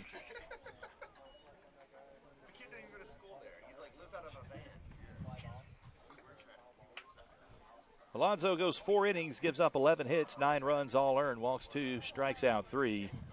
But the damage came from 4 home runs from the Spartans, 3 in the 3rd and 1 in the 4th. They had a 3-run shot, a 2-run shot, and 2 solos. Runner going, ball in the dirt. Calandra able to block it. But that's all he can do is Smith steals second.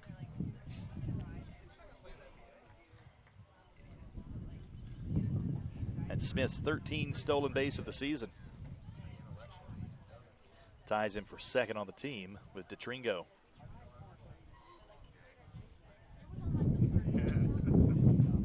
And moves him into scoring position in a 2-2 count to Rivera, looking to stay perfect on the day. Here's the pitch. Swing and a miss, strike 3, as Castle gets him with the off speed for the first out of the inning.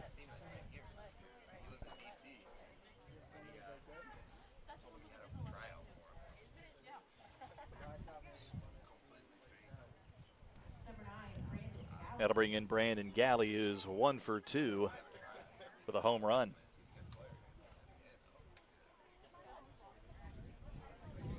Actually, Galley's home run, I said earlier they had a 3-run home run and a 2 home run. They actually had 2 3-run homers. Galley's was one of those 3-run home runs.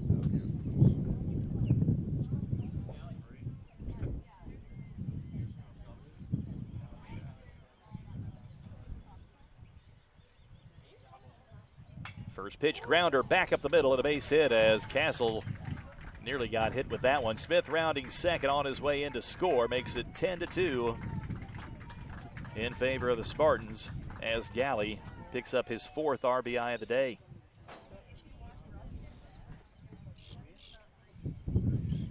Adelson is back to the top of the order to Nick DeTringo.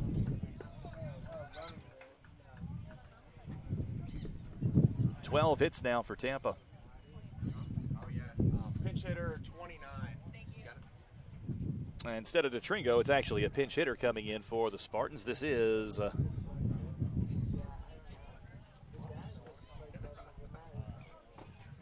Kyle Cataletta, senior from Spring Hill, Florida. Pinch hitting for Nick DeTringo. I assume he'll stay in the game in right field.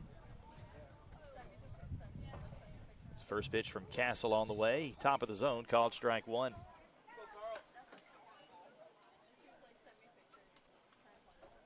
Cataletta's seen limited action this year, but he's hit quite well. He's 5 for 10 with 3 extra base hits. Facing an 0-1 count here. Down and away, ball 1. 10 runs on 12 hits for the Spartans, no errors. Tritons have scored 2 runs on 2 hits and committed 1 error that did not factor into a run.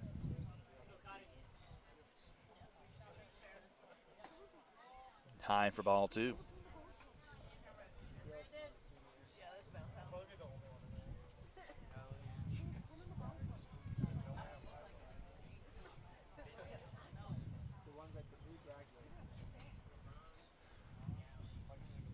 Now the 2-1 line drive, slicing foul and out of play down the left field line into the Tampa bullpen. Evens the count at 2-2.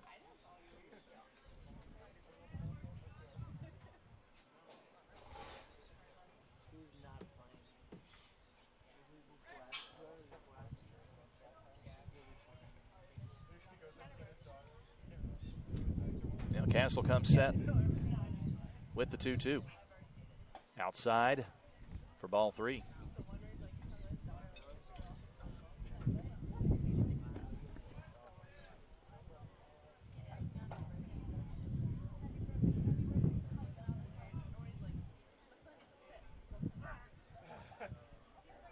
Payoff pitch on the way. There's a slow roller. Torres cuts off Acuff. It's short. And they get the force at second for 1. Not in time for the double play. Ball sails high over Don's glove. But Cataletta doesn't take advantage of it and move up to second. 2 gone in the inning on the fielder's choice, and that'll bring in Drew Eckerd. Eckerd 0 for 3. Only Spartan so far in the game not to reach base.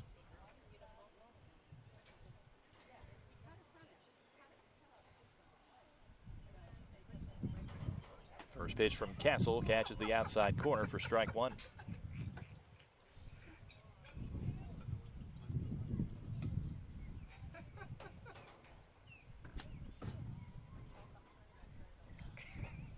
Now the 0-1 breaking ball lined into left field. It'll drop in front of Keith Levitt Jr. for a base hit.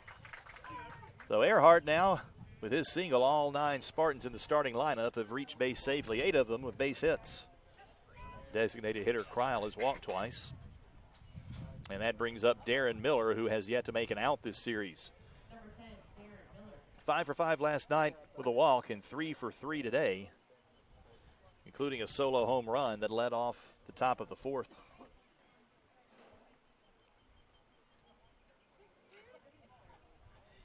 And Miller's done wonders for his batting average this weekend so far.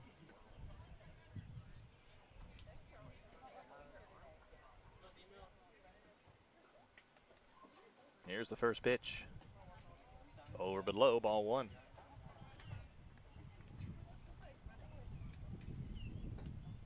Miller came into the series hitting .344 after his 5-for-5 performance last night, raised his average to .363, and that's going to continue to climb upward.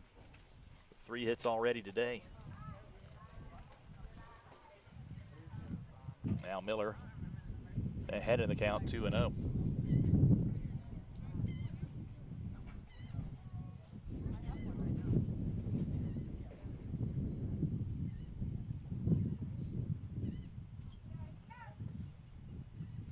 Here's the 2-0 from Castle. Popped up, but that will get out of play. 2-1. Hey, Amanda, can you turn on the hotspot? It should be on. Oh, it's not showing up for me. It is on. Really? Why am I not getting it?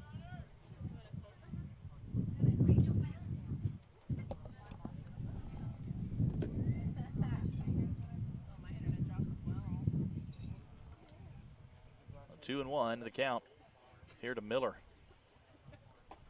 Down and in, ball 3.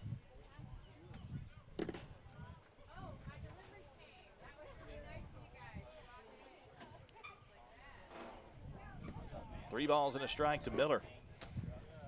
Having some internet issues right now, so if you're trying to follow with live stats, that's currently down.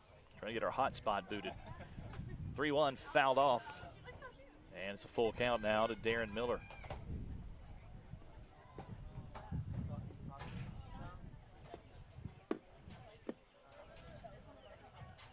Two down in the inning.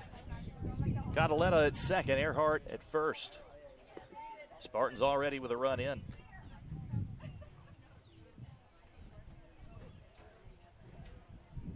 Payoff pitch, runners going, down and in, ball 4. And now Miller has reached base safely in all 9 plate appearances in the series. It's quite the streak. That loads the bases for the cleanup hitter, Danny Servin. Servin's 1 for 3 of the big 3-run home run that got things going in the 3rd. Spartans scored 8 in the 3rd, 1 in the 4th, and 1 so far here in the 5th. But threatening with the bases loaded. Your first pitch from Castle is over but low for ball 1.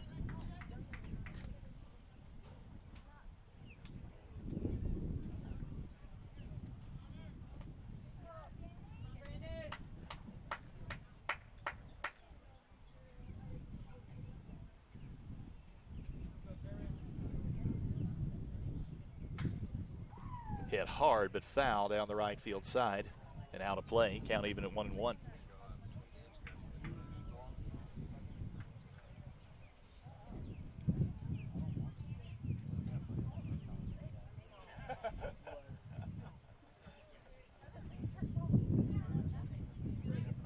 Bases loaded for the Spartans here with 2 outs at the top of the 5th. Top of the zone, called strike.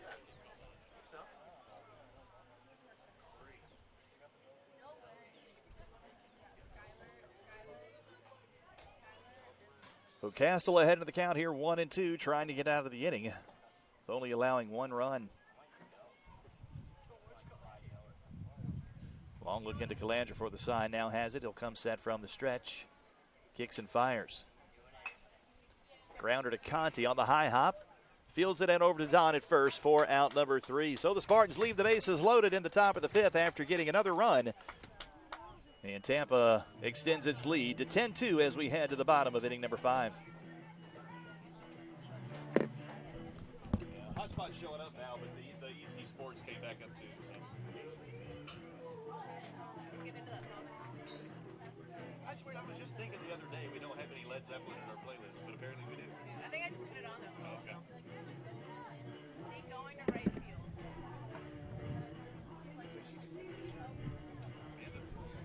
She is that part-time position that we've had, and she's actually sticking on it. She actually wants to stay. I'm trying to get it bumped up. I've been clamoring for full-time for a while, so because it's typically been like a 1-year position, which is just that's all the coach around there. That would be like having an assistant coach leave every year. You just can't build that continuity, right? You got to get where they need to be to, you know.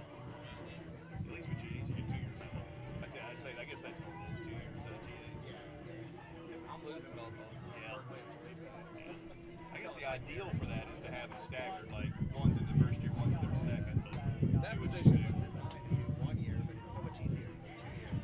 They were both willing to start it. You can stay another 10 years. Sometimes, like, man, you're ready for a job. You got to go out and make a call. We'll see. So, he wouldn't have gone. He can stay. Live off his parents. I can see that.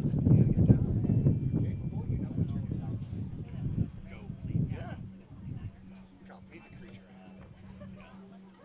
Yeah, so that'd be 29 going to right. I assume. Oh, I'm sorry. I think that's it. It looks 29. like Yeah, he's in right. Check everywhere else. It looks like probably as the game goes on, we'll have a lot of subs. Top of the fifth, Cataletta stays in the game for Tampa, replacing DeTringo in right field. Helvey back onto the mound, and he will face Leemaster, Torres, and Don in the bottom of inning number 5 if anyone gets on Cheney. Leemaster hit the ball hard in his first at-bat, but hit it right at DeTringo in right field. As part of a turn into a 9-3 double play on a hit and run. First pitch swinging, rolls over a grounder to second base. Over to first, beats him by a step and a half for out number 1. A 1-pitch, 1 out in the bottom of the fifth. That'll bring in Brian Torres. Torres also hit the ball hard in his first at-bat, a line drive to third, but Miller made a nice leaping grab to rob him of extra bases. And just like LeBron last night, Helvey working very efficiently, only 46 pitches now through 4 1/3. LeBron only threw 86 pitches last night in 8 innings. Easily could have gone the distance if Coach Urso had allowed him. First pitch in the dirt for ball 1 as it gets away from Servin.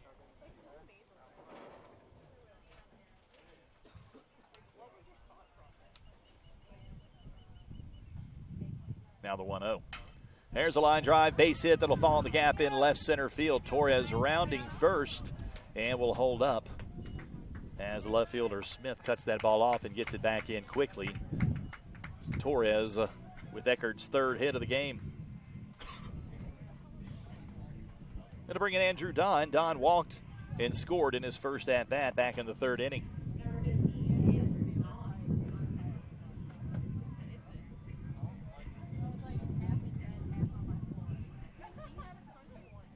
Torres will take his lead away from first. And Helvey will go to the stretch. First pitch to Don. Takes a mighty hack at it, fouls it off out of play.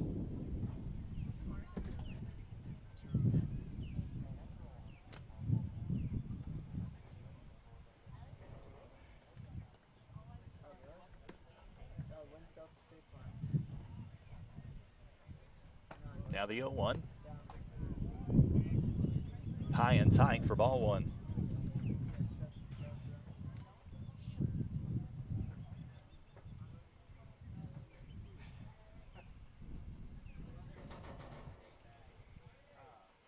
Helvey comes set from the stretch.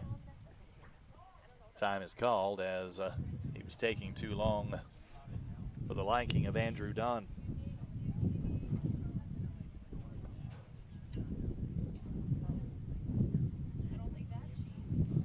Don bat just off his shoulder. Takes it on the inside corner for a called strike 2, 1-2. Last home event of the season here at Eckerd College for any of our athletic teams. This will bring, after today, an end of the season for all of our teams except for sailing, as the 1-2 misses inside for ball 2. Sailing qualified for the ICSA Nationals in both the women's and co-ed division, but that doesn't take place until late May up in Virginia.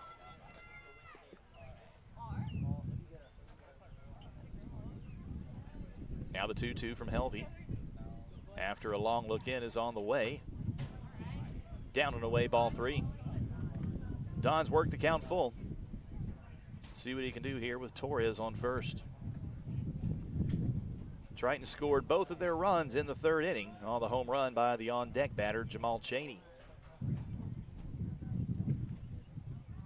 Payoff pitch. Swing and a miss, strike 3 as Helvey goes up in the zone and sets down Don on strikes for his 4th strikeout of the game. 2 gone now for Jamal Cheney.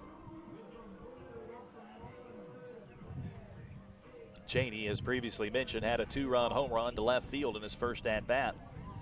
It saw the left fielder, Stephen Smith, chase it, leap at the fence to try to catch it, momentum carrying him over the fence with the baseball.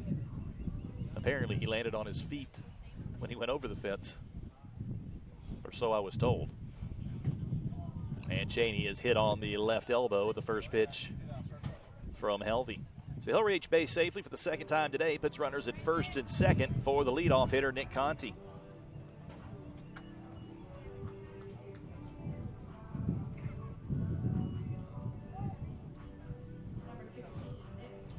Conti wearing number 16 today in the Eckerd Navies. Normally wears number 1, but in the Navy uniforms this year he's been wearing number 16.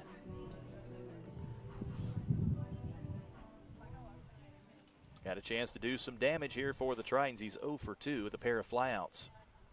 Had 3 hits last night.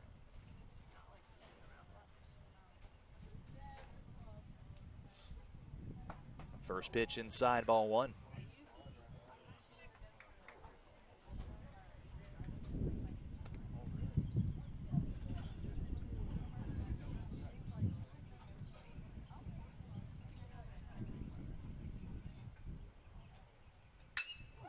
There's a ground ball, gets just underneath the glove of Galley, diving it short.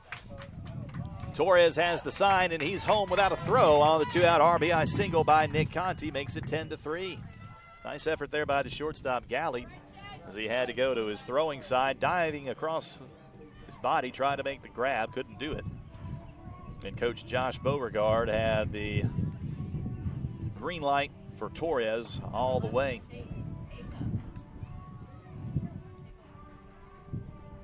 It's RBI number 13 of the season for Conti. That'll bring in Chase Acuff. Acuff 0 for 2 with a strikeout.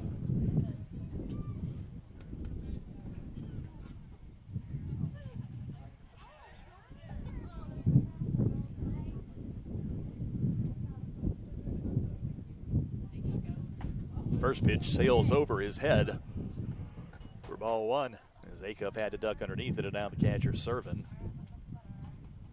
Out to talk it over with Helvey, who has missed inside several pitches this inning.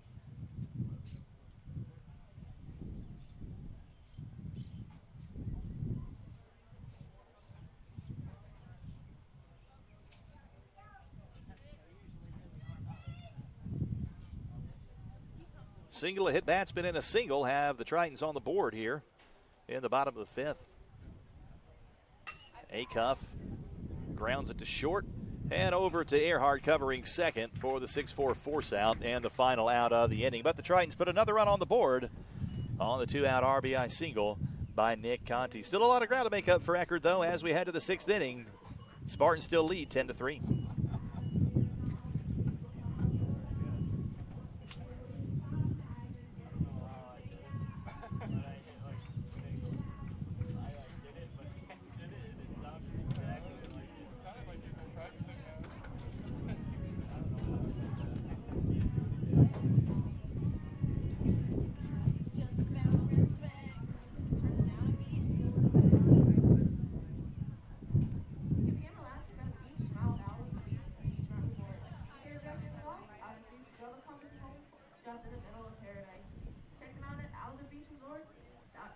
Handful of scores to report from around the conference.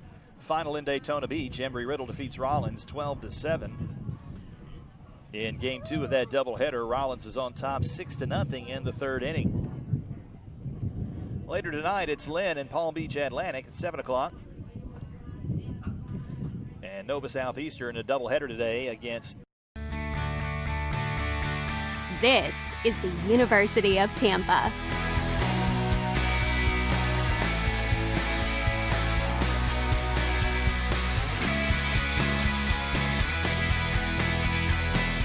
Explore your dreams. Discover your talents. Get ready to invent, innovate, and be a leader. This is the University of Tampa. Game of that series. Take a quick peek in there and see what we see on their live stats.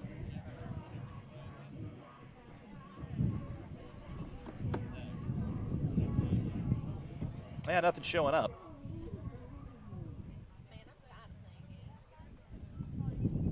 We'll try to get a score for that one as we have the opportunity. Top of the sixth, it'll be Bragg, Cryle, and Smith due up for the Spartans. If anyone gets on Rivera, Bragg is 1 for 3 of the solo home run, his 16th of the season. He'll face Castle the first time. Hits a ground ball just past the diving Chase Acuff at shortstop and into center field for a base hit, as for the 6th time in as many innings, the Spartans put the leadoff runner aboard. That'll bring in Connor Cryle. Cryle, the only batter in the starting lineup for the Spartans without a base hit. He has walked twice, however.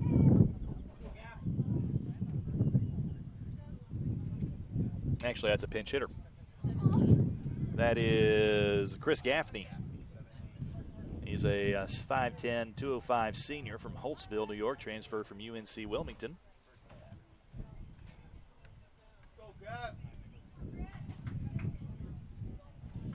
Gaffney is 5 for 27 this season. No home runs, 5 RBIs. Takes the first pitch from Castle for a called strike one.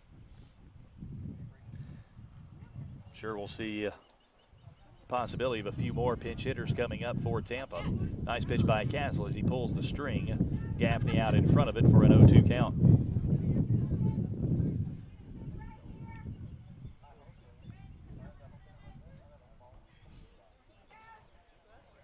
Castle with a look at Bragg now brings the 0-2. Breaking ball falls right into the middle of the zone for a called strike three. So a 3-pitch strikeout for Castle sets Gaffney down, his 2nd strikeout of the afternoon. That'll bring in Steven Smith.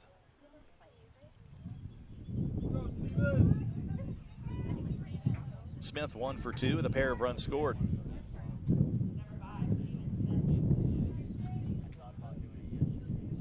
He struck out, singled, and reached on a fielder's choice. Or actually, he did fielder's choice. He was hit by a pitch. He was the one that took it off the helmet.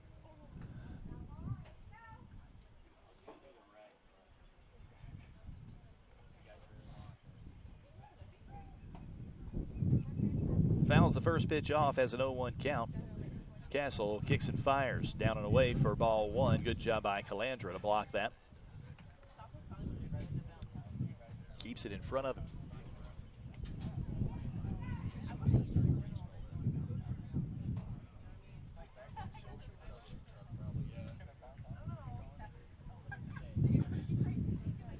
Comes the 1-1 on the outside corner for a called strike two.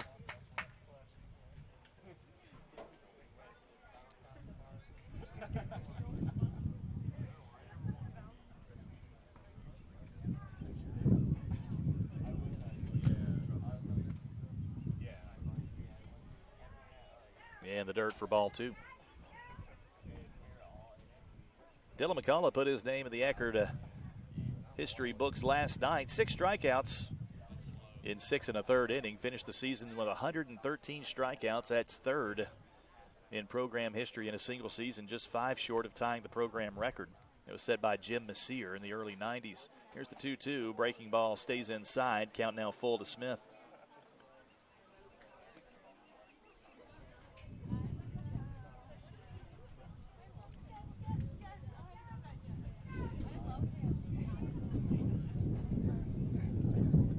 Payoff pitch on the way in the dirt, skips away from Calandra. For ball 4, Bragg won't try to take an extra bag out of it. He'll just head on down to second on the free pass issued to Smith. Second walk issued by Castle puts runners at first and second and 1 out. The center fielder, Rivera. Rivera 2 for 3 with an RBI and a run scored. He's also struck out.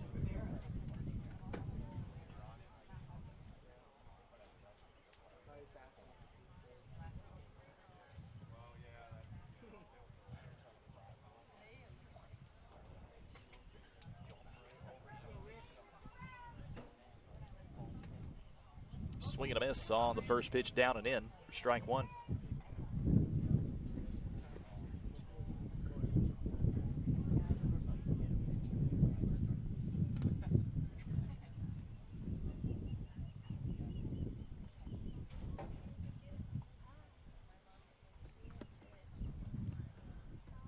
Now Castle with the check back to second.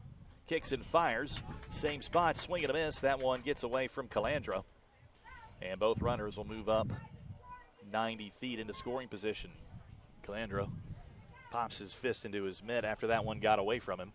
Frustrated that he didn't come up with it. 0-2, though, is the count to Richie Rivera.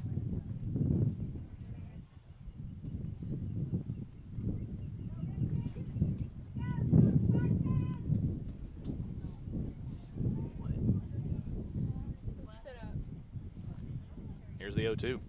Swing and a miss, strike 3. As Castle goes down and in for the third time, and Rivera swings and misses for the third time.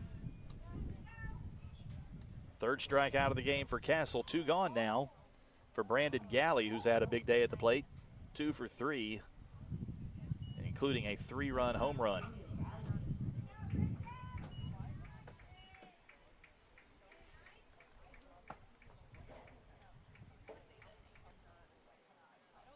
First pitch on the inside corner, called strike 1, as Castle may have found his groove now working inside of these right-handed hitters.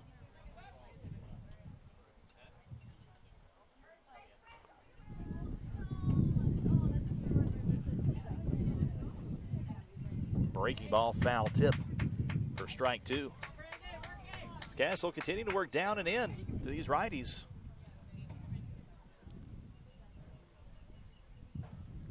And having some success with it. Trying to keep the Spartans off the board for the first time since the second inning. Tampa scored 8 in the third, 1 in the fourth, and 1 in the fifth.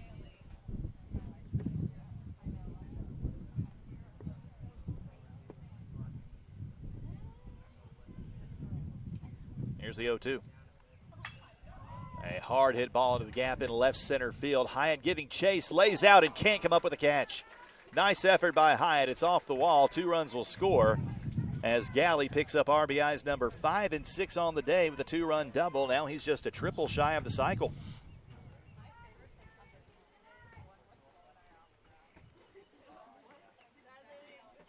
Castle went down and in again there, but Galley was out in front of it and drove it into the gap. As he's had a big weekend, 8 RBIs for the number 9 hitter this weekend, 6 today.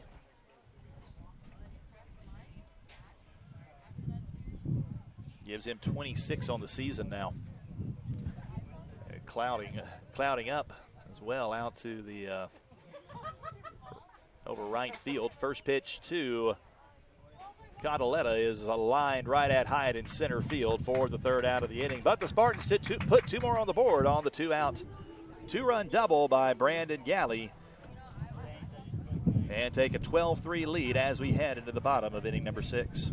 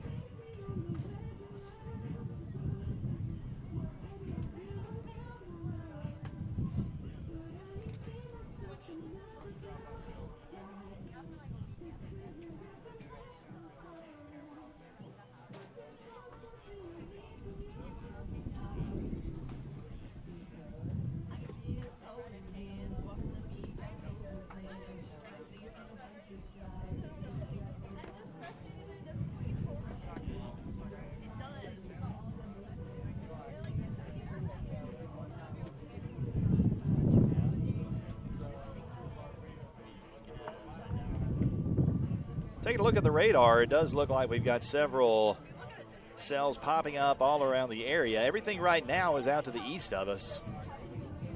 And the wind blowing from the northwest hopefully will keep everything out away from us. We've been really fortunate this season to have barely battled any weather at all. We've had no postponements in any home games, no rain delays. That'd be nice to keep that streak alive here on the final day of the season. Helvey back onto the mound for inning number 6, and he will once again face the heart of the Eckerd order with Calandra Levitt Jr. and Hyatt if anyone gets on Lee Master. Helvey only 59 pitches needed so far through 6 innings. 4 runs, 3 hits, all earned. 4 hits, 3 runs, all earned. Got that backwards. Struck out 1. good gosh, struck out 4 and walked 1. I'm getting all these categories backwards as I try to read them. First pitch swinging by Calandra. A fly ball lofted out into right field. Went pushing it, but not quite far enough, as Cataletta is there to haul it in front of the track for out number 1. I'm having that much trouble reading columns in the first game. I'm afraid to think about what the second game is going to bring. Maybe the mute button. Brings in Keith Levitt Jr. Keith's 1 for 2, singled in the second.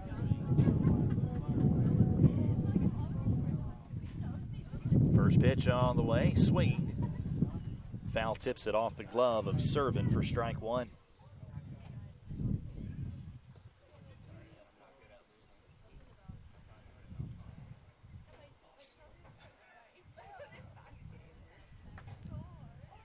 The 0-1 catches the outside corner for a called strike 2. So no balls, 2 strikes to Keith Levitt Jr.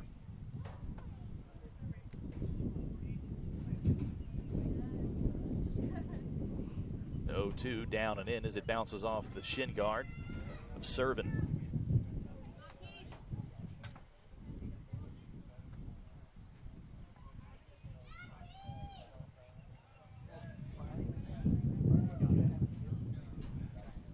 Now the 1-2.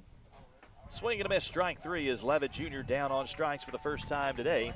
Strikeout number 5 for Helvey, 2 gone for Garrett Hyatt.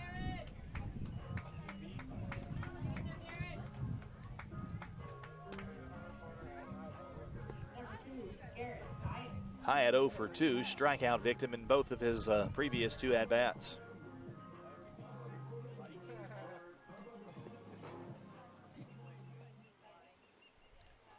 First pitch from Helvey misses high, ball 1. Helvey was coming into the weekend the scheduled Game 3 starter. Bumped into Game 2 as Kevin Pimentel, who was the scheduled Game 2 starter, is out. There's a chopper to second base by Hyatt. High bounce to Earhart, has to make a quick play to first and just beats Hyatt for the 3rd out of the inning. So a quick 1-2-3 inning for Clay Helvey in the bottom of the 6th as we head to inning number 7. Spartans with a commanding 12-3 lead.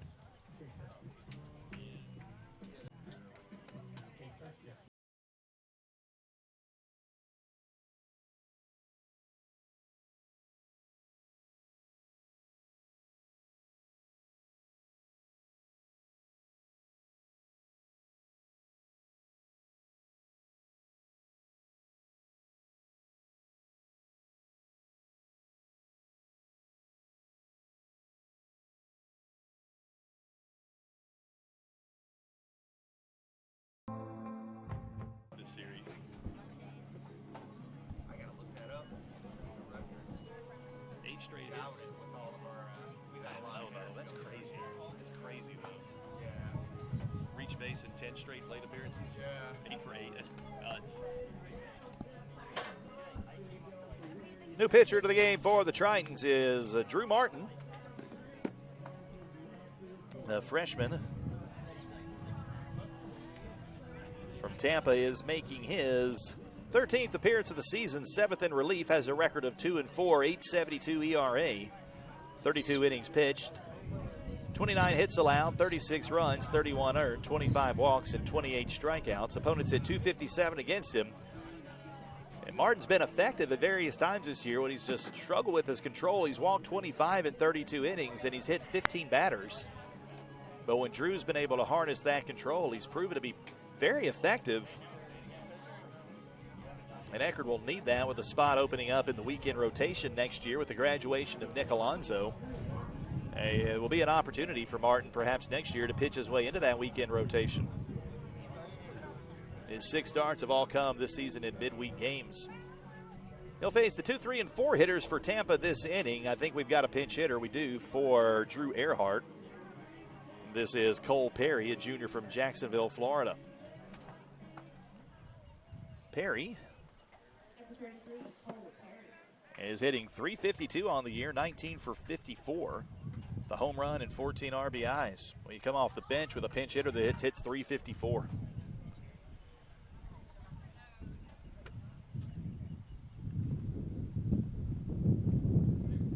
Says quite a bit about the depth this Spartan team has, but that's also no surprise.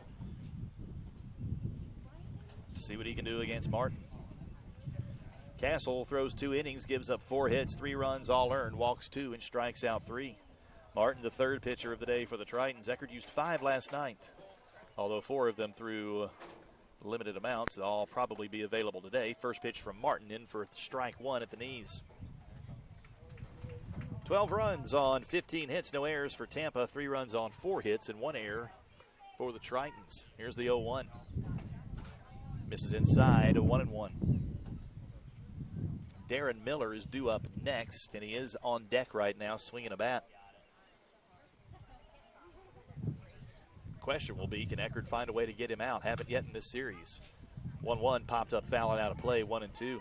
Tampa's put the leadoff batter aboard in all 6 innings so far today. See if Perry's able to keep the streak alive or if Martin can break it. Here's the 1-2. Check swing called strike 3 on the outside corner as Martin fans Perry for the first out of the inning.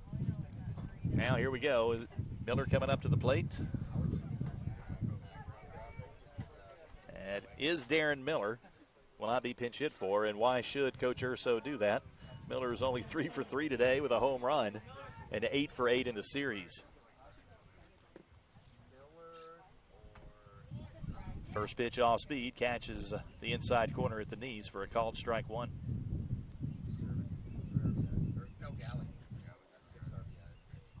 Now the 0-1. Fastball hits 91 on the gun, foul tip into the mid for strike 2.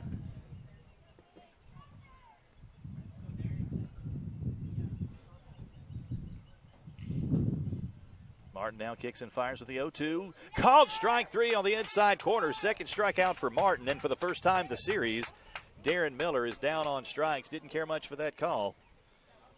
But the Tritons have finally retired Darren Miller after 10 straight times that he has reached base. Outstanding series for him. The 2 gone for Danny Servin. Servin 1 for 4 with a 3-run homer.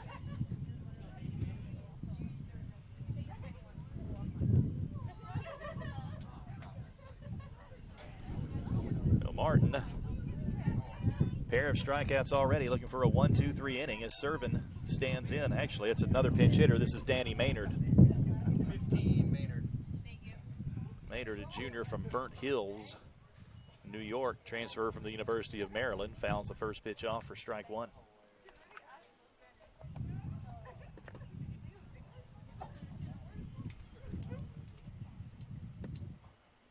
Maynard is hitting .216 on the year, 2 home runs, 8 RBIs.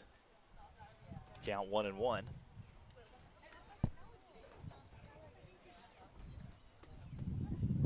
As the 0-1 misses inside. Here's the 1-1. Off speed at the knees, called strike 2. Martin looking good so far in the 7th. 7th inning stretch time coming up.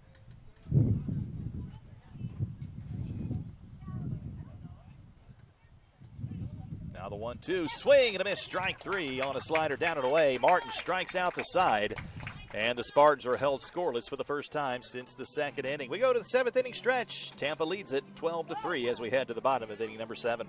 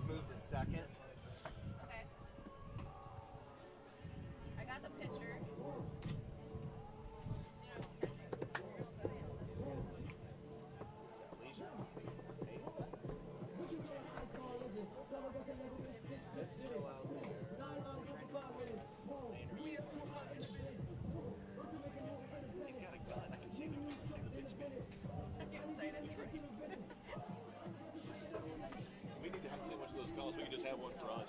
They're a good thousand. Okay, never mind. Maybe we can steal one from somebody.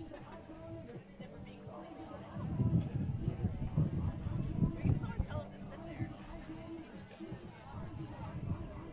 New pitcher into the game for Tampa as we head to the bottom of inning number 7. That is Jordan Leisure, 6'2", 175-pound sophomore from Tampa.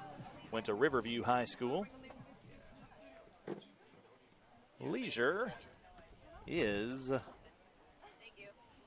making his 9th appearance of the season, 8th in relief. He's got a record of 0-1, 5.02 ERA. He's thrown 14 in the third innings, given up 12 hits, 9 runs, 8 earned, walked 10, and struck out 17. Opponents hitting .222 against him. Good inning for Drew Martin on the mound at the top of the 7th. Struck out the side, including retiring Darren Miller. First time Miller has been retired in the series. Tritons will send Leemaster, Torres, and Don to the plate to face Leisure here in the bottom of inning number 7.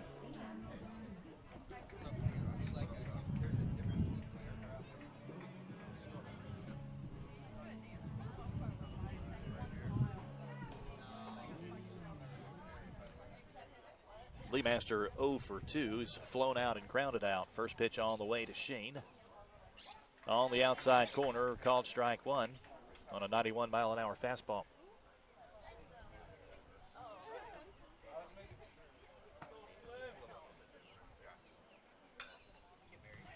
The 0-1 fouled off and out of play.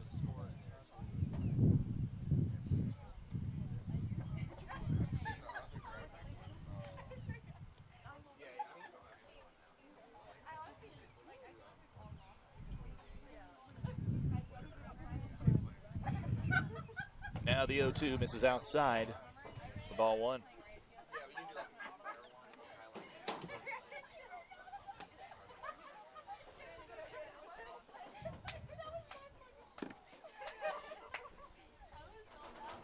Here comes the 1-2, popped up, but that one will be out of play. It lands just over the Tampa dugout.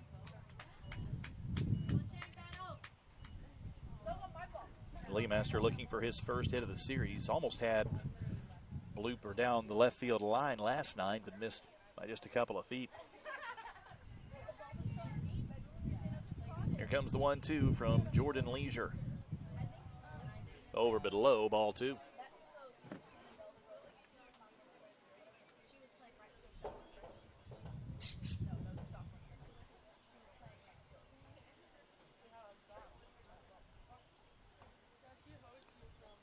Now the 2-2, fouled off out of play again.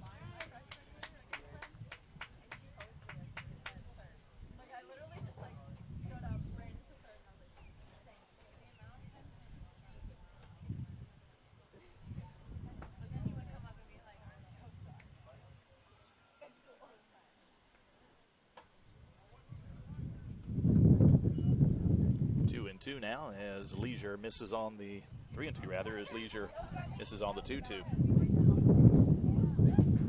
Here comes the payoff pitch. Fouled off out of play again. Shane Leemaster fighting to stay alive, looking for his first base hit of the series. Only 9 hits so far in the series for Eckerd. Eckerd had 5 last night, 4 today. Conti has 4 of those 9. There's a line drive hit right at the first baseman, Bragg, who hauls it in for out number 1. Bragg looks like he's got his old glove back, the one he started the game with last night. Swapped it out midway through the game.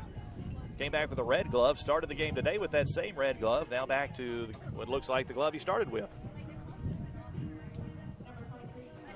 Brings in Brian Torres. Torres singled and scored in his last at-bat in the 5th.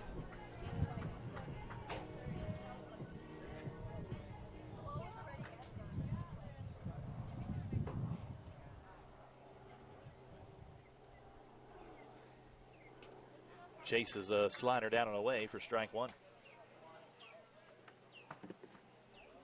Sun peeking out again behind us after we had a lot of cloud cover. Still really cloudy, dark clouds out to the east of us.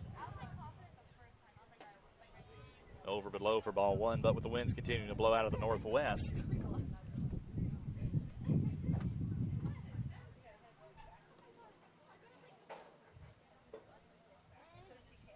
Hopefully they'll push that away from us as Leisure comes up and in and plunks Torres. Brian's slow to get back up. Oh, apparently that hit the bat. That one caught the bat instead of Brian. A tough way to get a strike right there. Count now 1-2.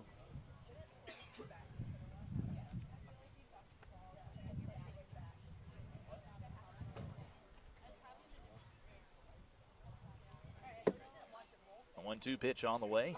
Over below, ball 2.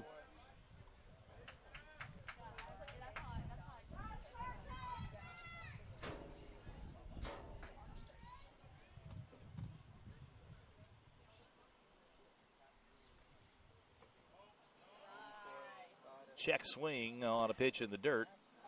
Appeal down to the field umpire, says he did not go, and counts now full.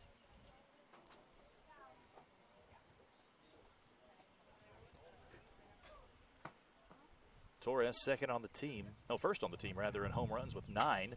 High fly ball to center field. This one won't have the distance in shallow center as Rivera comes in and hauls it in for out number 2.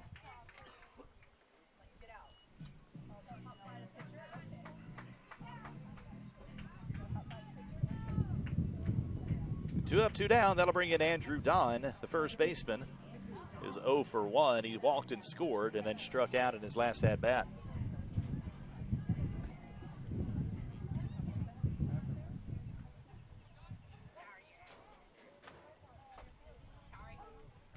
First pitch fastball off the knees for a called strike 1.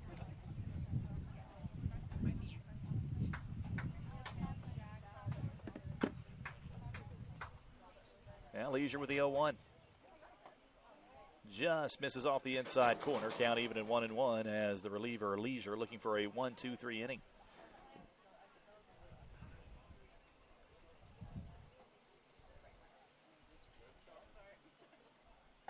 Inside again, ball 2.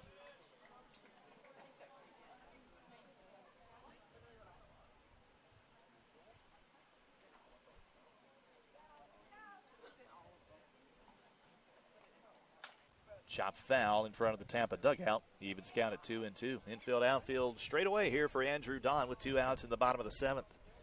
Still got another one to go after this one comes to an end. Hopefully we'll continue to see the rain hold off. High and away as the counts run full now to Don. As Leisure 20 pitches in the inning.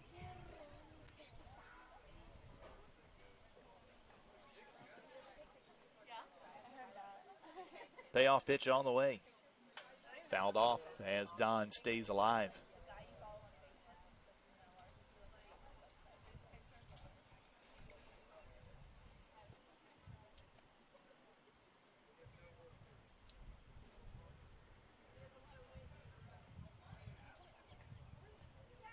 The 3-2. Swing and a miss, strike 3. Don down on strikes for the second time today as Leisure sets the side down in order. 7 innings in the books. We go to the top of the 8th. Spartans still lead 12-3.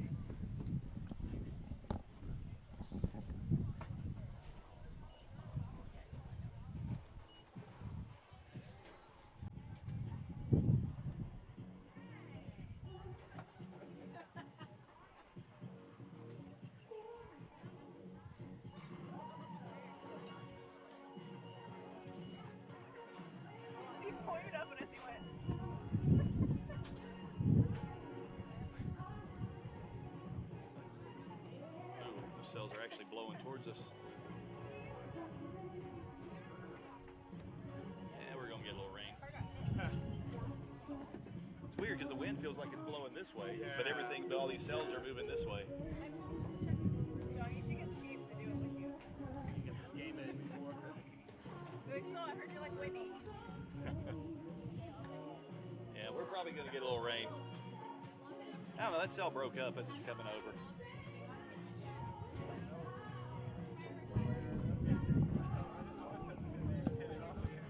Drew Martin back onto the mound after striking out the side in the top of the 7th. See if he can stay just as efficient in the 8th. Those cells that we see out to the east of us are moving our way.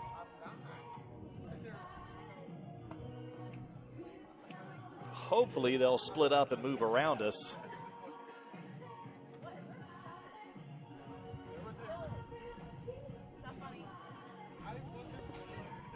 Good news is they're not very big right now, so if we do get any rain, it looks like it might move in and out pretty quickly. Let us hope that is the case. Top of the 8th, barring any pitch hitters, it'll be Bragg, Gaffney, and Smith due up. Bragg is 2 for 4. Scored twice, had a solo home run. Also a single. First pitch chops it to first base. Don fields it and tosses it over to Martin, covering the bag for out number 1. So 1 pitch, 1 out here. And the top of inning number 8. That'll bring in Gaffney. Gaffney 0 for 1 with a strikeout. Came in the game as a pinch hitter for Cryle at the designated hitter spot. Defensively, I'm not sure where everybody moved to. Yeah, Gaffney stays at DH. Tampa did shuffle some people around in the field. First pitch check swing, and it's on the inside corner for a called strike 1.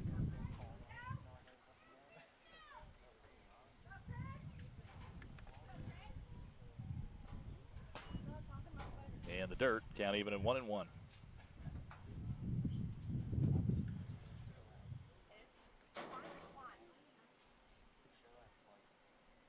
Darren Miller moved from 3rd to 2nd. Cole Perry, who pinch hit for the second baseman Earhart, stayed in the game. He moved to 3rd.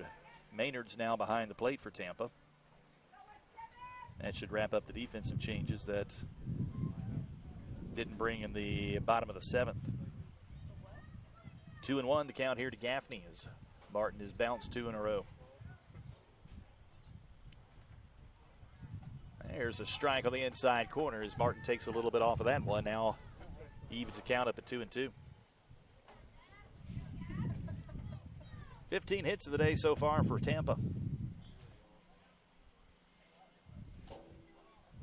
And the count now run full to Gaffney. Rather, the Tritons have walked 4 and hit a batter.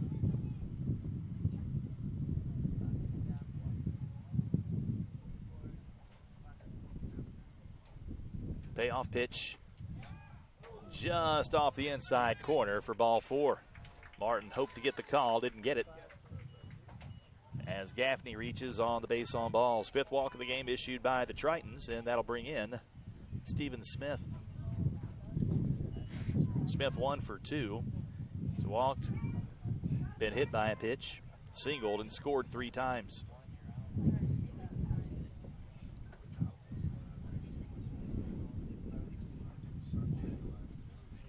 First pitch, swing and a miss for strike 1 as Martin goes down and away.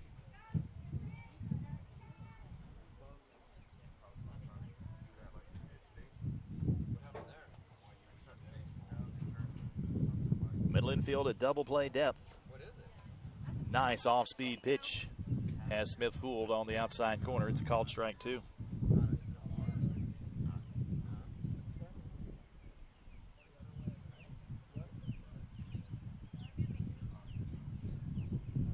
Now the 0-2, way outside, ball 1.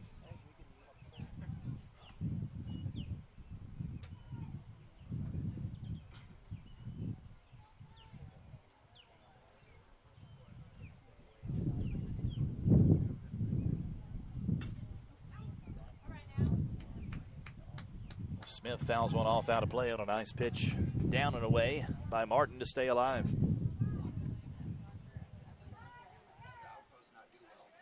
Ball and 2 strikes with 1 out in the top of the 8th. Martin from the stretch kicks and fires. Check swing went around for strike 3. 4th strikeout for Martin. And 2 gone in an inning now for Richie Rivera. Second time Smith has been down on strikes. This is pinch hitter 26, Drew Burkhart. Another pinch hitter for Rivera. This is Drew Burkhart. Sophomore, 6'3", 200. Out of Tampa, Steinbrenner High School grad.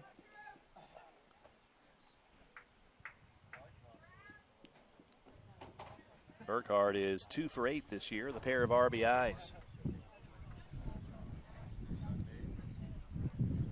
Triton pitchers have struck out 10 batters in the game. There's a line drive right at Conti at second base for the third out of the inning.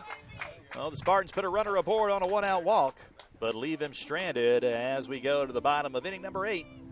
Spartans still lead 12-3.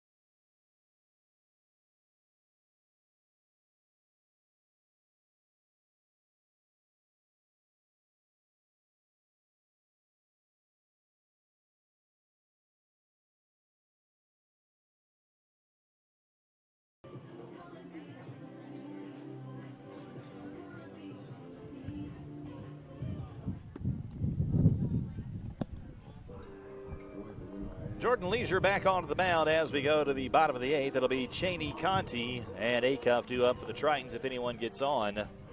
Acuff. Well, Hardy said Acuff. If anyone gets on, Calandra. Good gravy. And I still got another game to go to Butcher.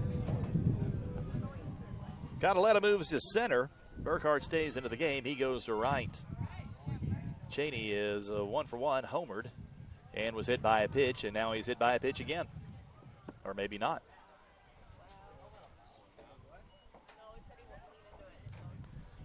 Did say that Cheney leaned into that pitch, so it'll go down as a called strike. Now Coach Beauregard over to get some clarification on that call.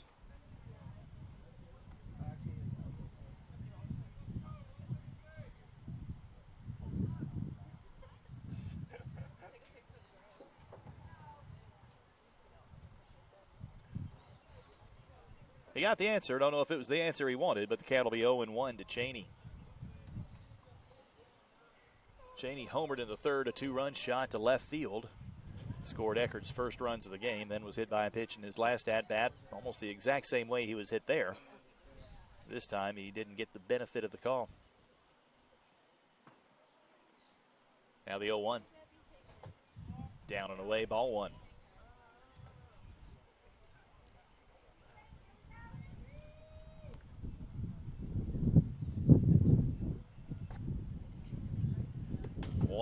A high pop-up on the right side of the infield. Drifting back in the grass is Miller, and he hauls it in for the first out of the inning. Cheney retired for the first time today, and back to the top of the order we go to Nick Conti.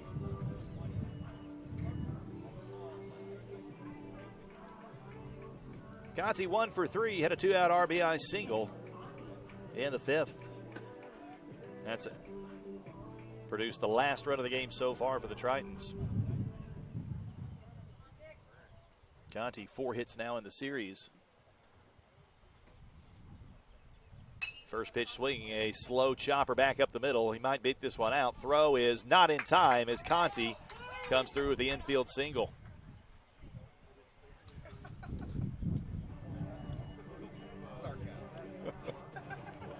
Fifth hit of the series for Conti. He's 2 for 4 today.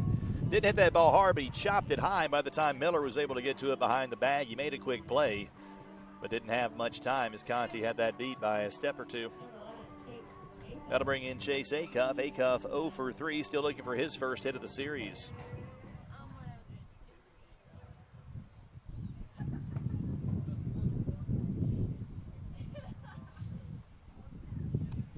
First pitch high for ball 1. Wind's now changed direction, starting to blow into our face now from the outfield, coming up towards home plate. With the storm cells that are out in the east coming this way, that change in the breeze is not a great sign. There's a called strike of the inside corner. Hopefully we'll be able to finish this one. Maybe if it's going to rain, let's get it in between the games. On a pretty good pace here in the first game. 1-1 over but low, ball 2.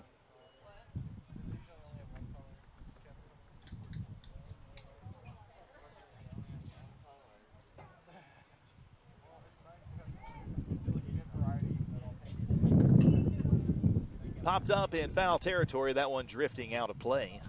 Count now 2-2 to Acuff. Acuff's 25-game hit streak started on March 16th at Florida Southern. Carried it for over a month before it ended on Monday.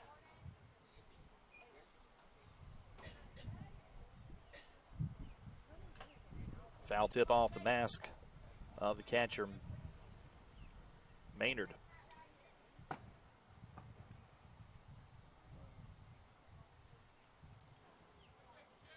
If it does happen to rain between games, that might delay the start of the second. Although we haven't been known to be quick starters from one game to the next here in doubleheader days. Standard time between games is around 30 minutes, but we've been closer to 45 much of the season. Here's the 2-2, and it plunks Acuff in the back. Second batter hit by Leisure. It puts runners at first and second with one out for Mitch Calandra.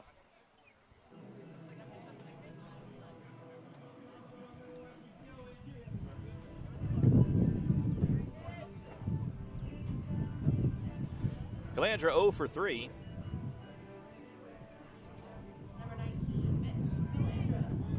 He's grounded out and flown out twice.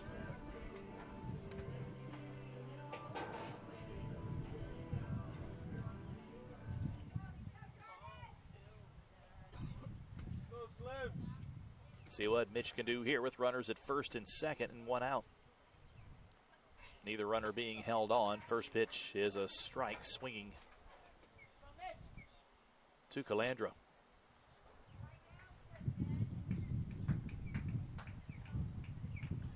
One nice thing about the breeze is it's kept the temperature down some. Highs in the area today have reached in the low 90s. In the dirt for ball 1, but over here right on the water where our campus is, the breeze has kept the temperature down in the low mid-80s. Now time is called. We'll have a visit to the mound.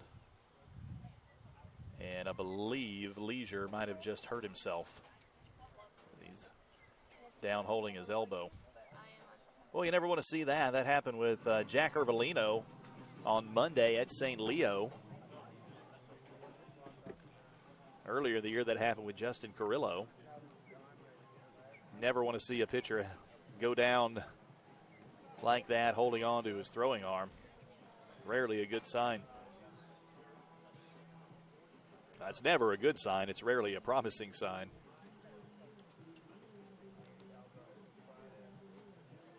They'll check him out. Probably take all the time he needs to give the pitcher in the bullpen a little bit more time to get loose. They'll bring him out, if nothing else, as a safety precaution, as Leisure leaves to a round of applause from the fans in attendance. We'll see who it is in to replace him.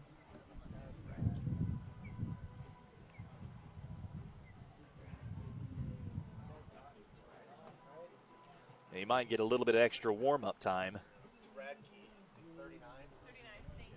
It is Casey Radke, a lefty, 6 foot, 170 pound senior from Tampa.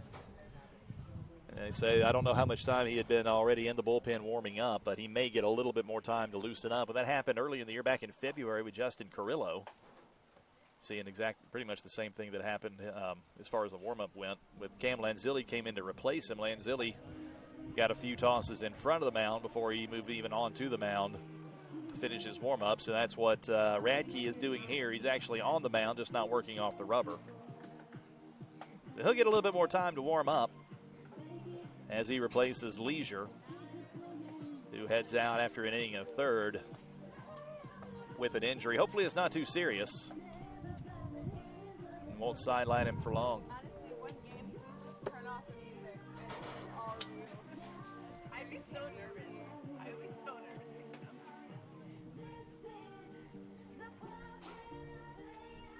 Oh, I messed up. I messed up.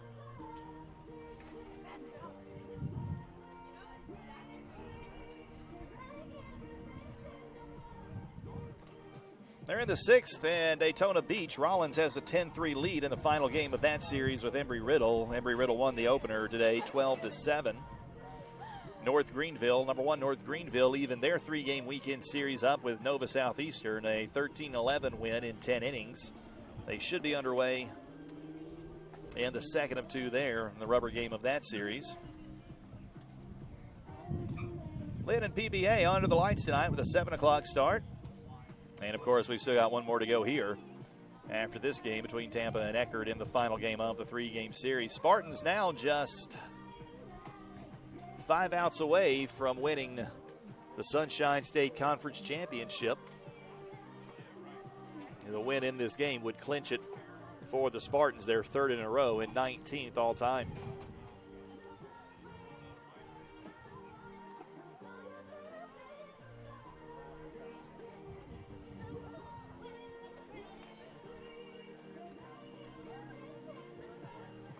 Radke will be making only his second appearance of the season. In his first appearance, he went 2 runs, gave up a hit and a run. It was unearned, walked 2, and struck out 2.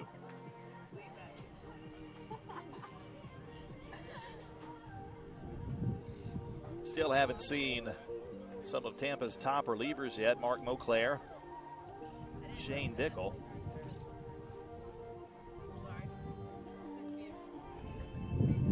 Or Colton Widows.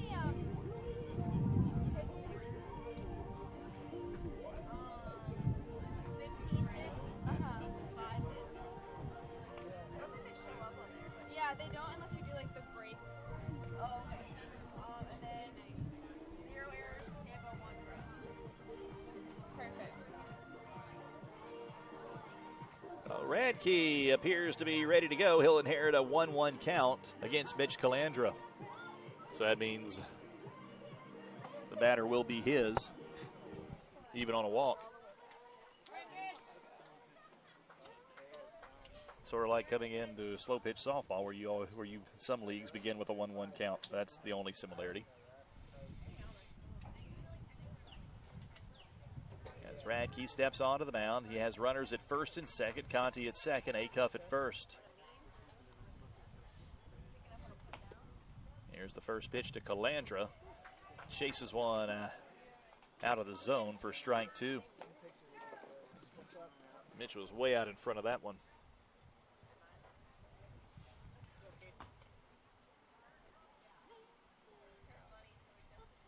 The lefty comes set. Now the pitch.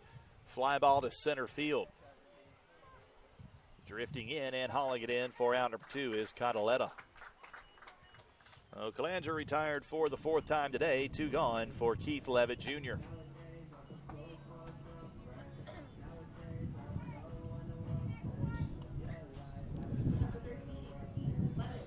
He's 1 for 3, singled in his first at bat. He's grounded out and struck out.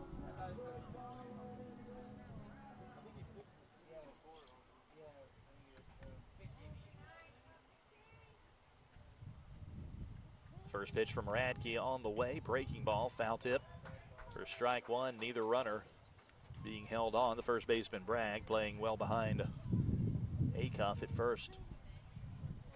And Galley, the shortstop, not pinching in behind Conti at second either.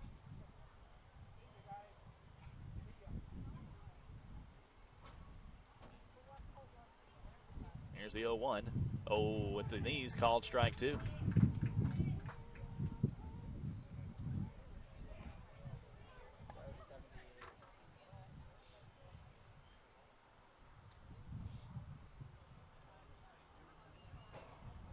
Radke out of the stretch. Here's the 0-2. Breaking ball, check swing. As Levitt Jr. lays off in the dirt for ball 1.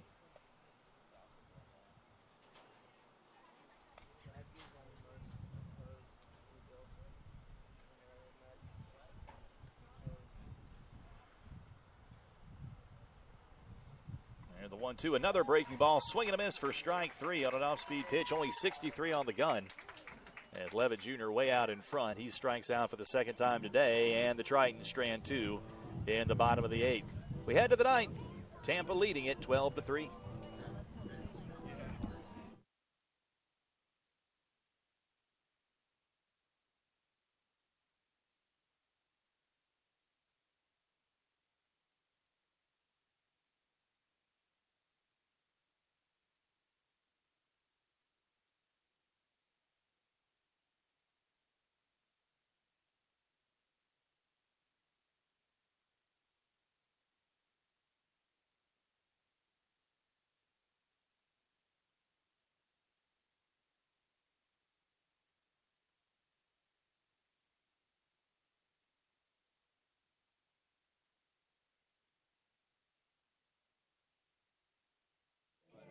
It has, for home runs, it will tell you how far it flew. It has a trajectory, exit velocity. It's basically just data analytic points that they sell to the major league teams. That's so cool. I just would like to have a press box. I just want to start with a press box. And is there talk of having one? Yeah, it's just, well, right now we're in the middle of, like, MacArthur's going to start, they're going to start renovations on MacArthur. So, well, it's already been approved, so they're going to start with the offices and then do the gym house, and then the next step is all these. They've got a donor there, right? Big tennis guy. They're kind of like, you can do whatever you want. Decided I'm going to bring out the computer for Cubs Chronicle too. Maybe not the bag. It'll happen? Yeah. Maybe Really? not the I think whole bag of okay. it, but I'm not sure. That's good. I just think it'll be, I think we're probably 2 or 3 years away from it. Yeah. I mean, now I got things going here that I back pretty well. If I just had better facilities, it really wouldn't be that bad. Number 21, Garrett. Makes a big difference. Makes a huge difference. Work every day. Drew Martin back onto the mound. In the 9th inning, he will face Garrett back. Pinch hitting for Brandon Galley. First pitch in the dirt for ball 1. Sophomore from Tampa, out of Tampa Catholic. That's 2 Tampa Catholic guys going at it right here. If I remember right.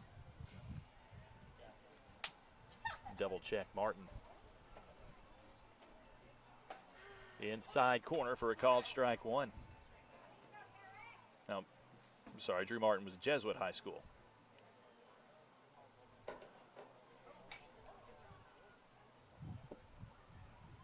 Now the 2-1 check swing. And what was the call? Guess it was a ball 3.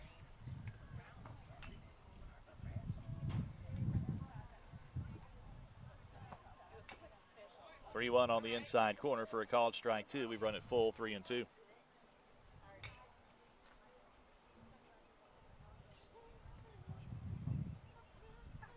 Payoff pitch down and in for ball 4. Second walk of the game issued by Martin.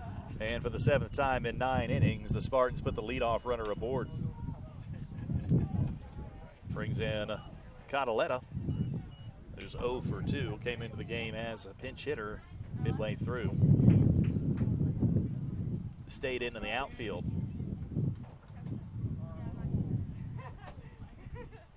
First pitch from Martin to Cataletta, outside ball 1. Martin had 4 strikeouts in his first 2 innings, struck out the side in the 7th. Has been missing his spots more here so far in the 9th. Catches the outside corner for strike 1. Mentioned when he came in, that's the thing that Drew has fought this season, is his control. As you saw in his first 2 innings, when he's got that control harnessed, he's a very effective pitcher. Here's the 1-1, way outside, 2-1.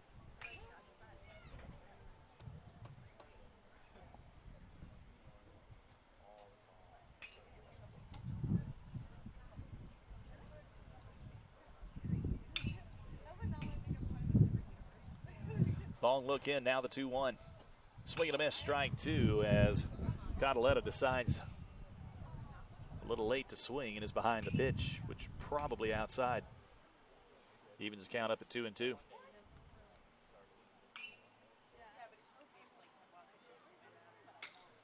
A line drive, slicing foul and out of play into the bullpen of the Spartans. Count remains 2-2. Clouds definitely continuing to roll in. Clouds of the dark variety. Hope we can get this one in the books before any potential rainfall. Here's the 2-2. Grounder down the third base line and fair inside the bag. Back rounding second. Now he'll hold and go back. It'll be a single for Cataletta. 16th hit of the game for the Spartans. Puts 2 runners on and nobody out for Cole Perry. Wasn't hit hard, but the third baseman, Torres, was way off the bag. A lot of room down the line, and Cataletta took advantage of it. So back at second, Cataletta at first. Still nobody out for Cole Perry. Perry 0 for 1, struck out in his first at-bat.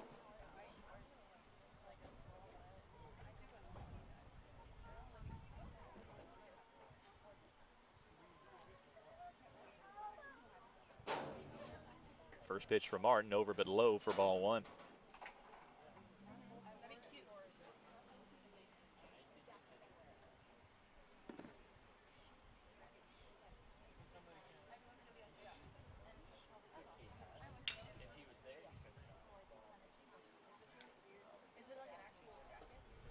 Down and away in the dirt. He gets away from Calandra.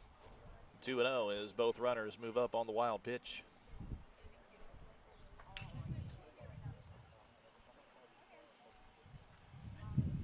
And Calandra will chat with Martin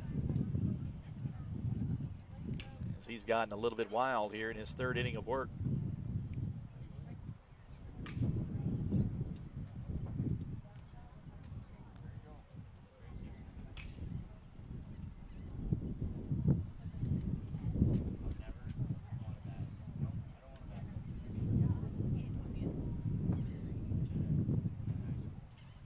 Runs on 16 hits for the Spartans, and threatening here with runners at second and third. Nobody out of the ninth. Over below again, ball 3.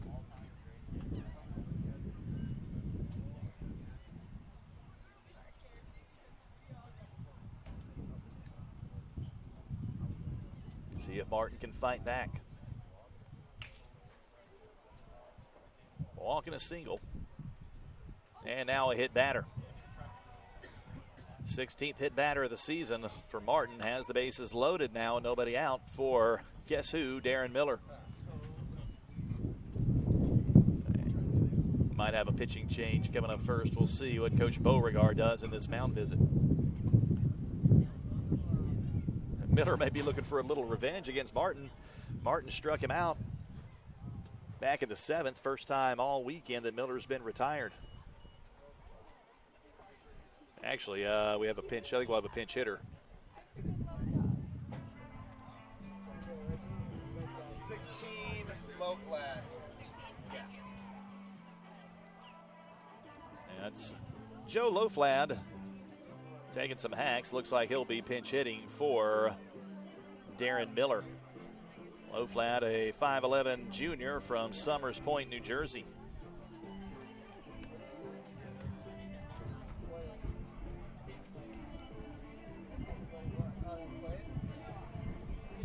He's 2 for 6 this season.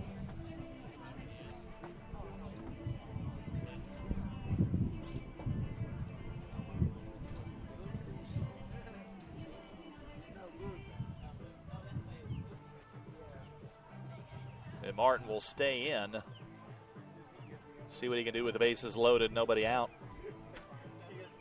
Joe Loflad with a chance to do some damage here, pinch hitting for Darren Miller.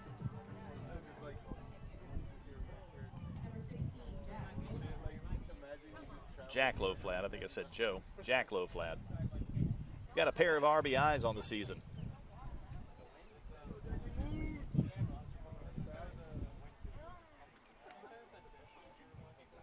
First pitch from Martin, over but low for ball 1.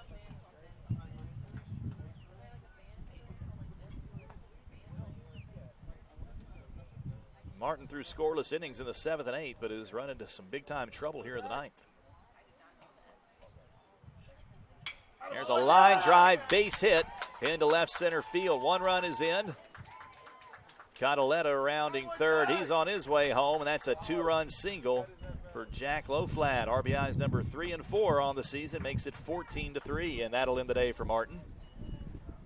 As here comes Coach Beauregard with the second mound visit. Well, Martin was really good through 2, but ran into some trouble here in the 9th, and he will leave without recording an out.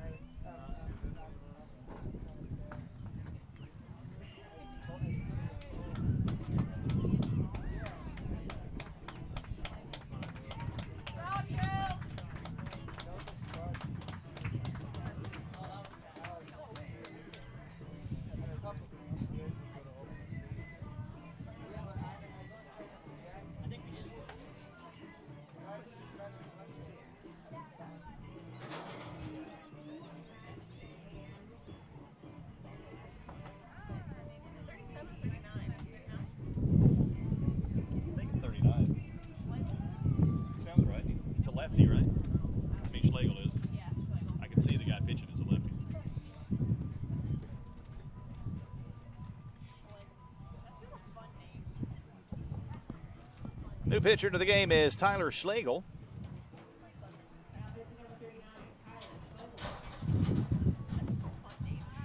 Schlegel making his 7th appearance of the season, all in relief, ERA of 8.22. 7 2/3 innings pitched, 9 hits allowed, 7 runs all earned. He's walked 5, struck out 4. Opponents hitting .281 against him.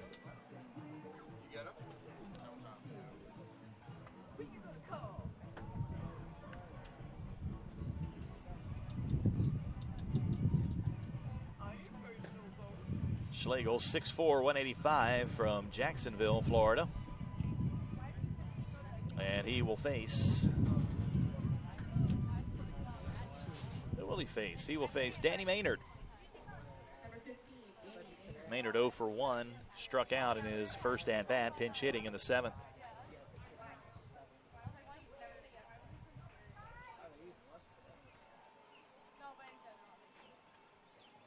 First pitch, check swing on a pitch up in the zone for strike 1.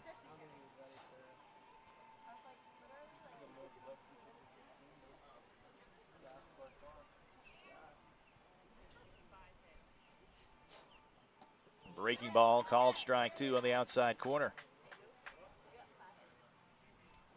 14 runs now on 17 hits for Tampa.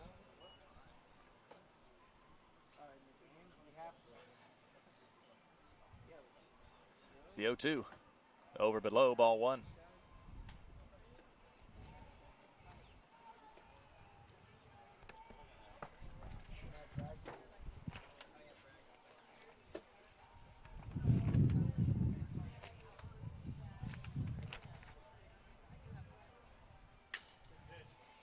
The slow roller, it's going to get through into left field for a single.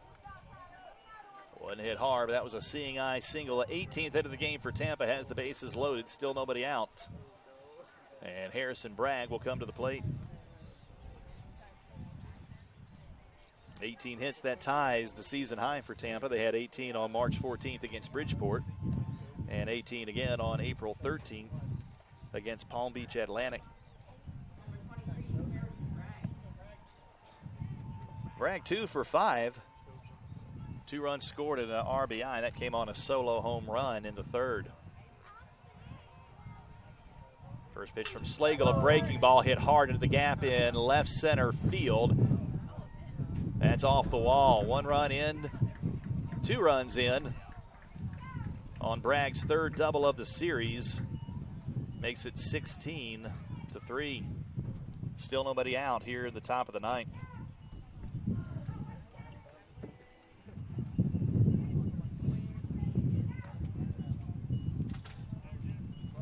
That'll bring in Chris Gaffney. Gaffney 0 for 1. He's walked and struck out.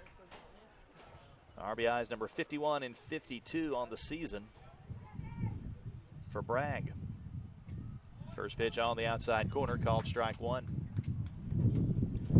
That hit by Bragg, the 19th of the game for Tampa. That's a new season high for the Spartans.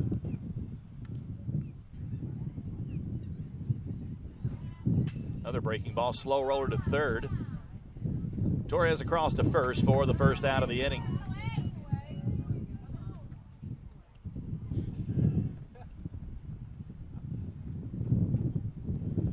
One down for Steven Smith. Smith 1 for 3. Struck out twice. He's walked. He's been hit by a pitch and scored 3 runs.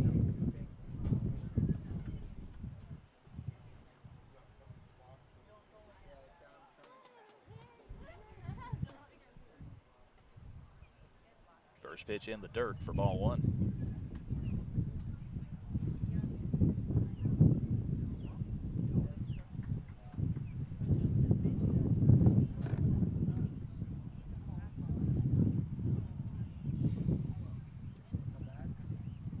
Breaking ball.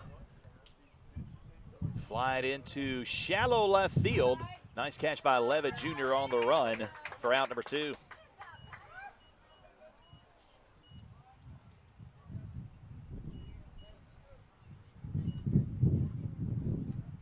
Two down in the inning now for Burkhart.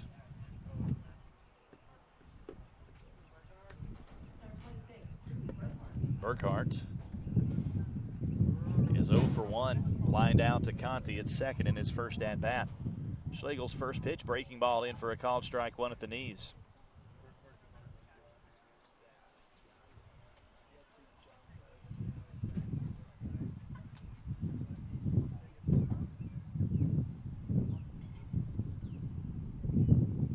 Now the 0-1 line foul out of play. Schlegel ahead in the count, 0-2. Spartans got 8 in the third, 1 in the fourth, 1 in the fifth, 2 in the sixth, and have added 4 more here in the top of the ninth.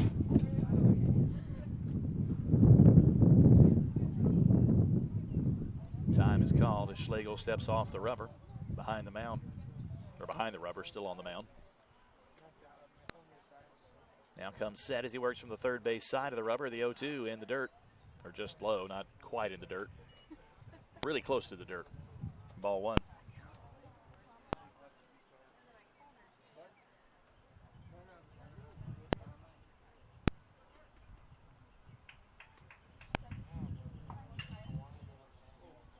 Fly ball down the right field line. That one sliced foul.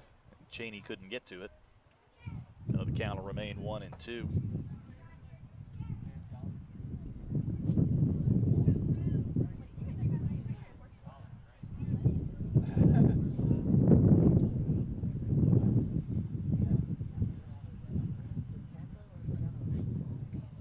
Good news on the rain front. It looks like those cells are breaking up some as they get over the water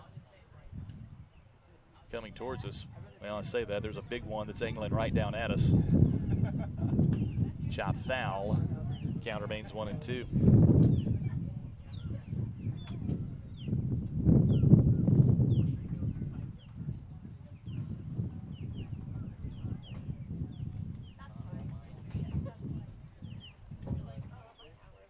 So it could miss us entirely, or we could get really wet. Who knows? 1-2. Swing and a miss, strike 3. Schlegel gets the strikeout and brings the inning to an end. But the Spartans put 4 more on the board.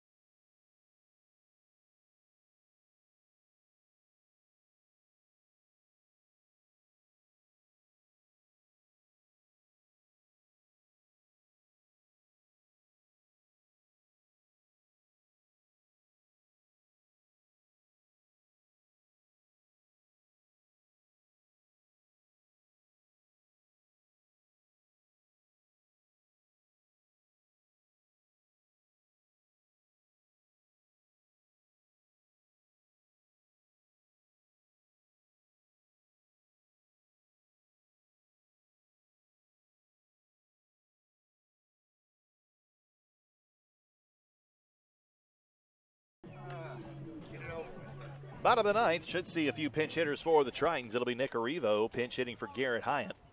Lead off the bottom of the ninth inning, Casey Radke is back on the mound.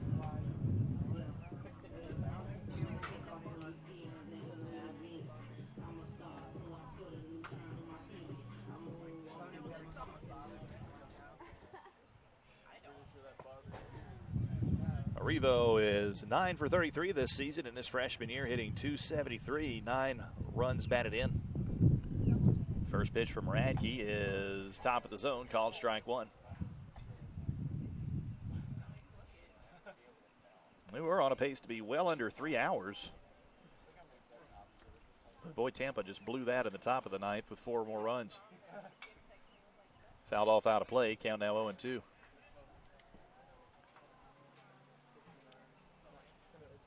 See what happens with the potential of rain coming in. Might bump our start time for the second game back some.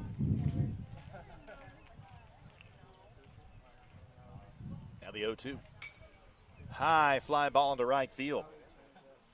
Stay in fair territory. And Burkhardt is there to haul it in for the first out of the inning.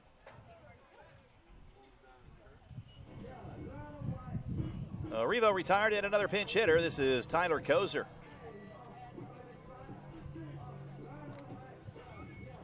Kozer 3 for 3 this season.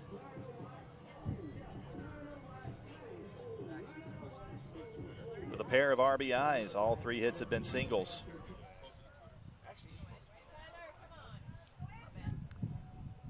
First pitch from Radke. Foul tip off the mask. Catcher Maynard for strike one. Have another pinch hitter after Kozer as Matt Miller has moved on deck.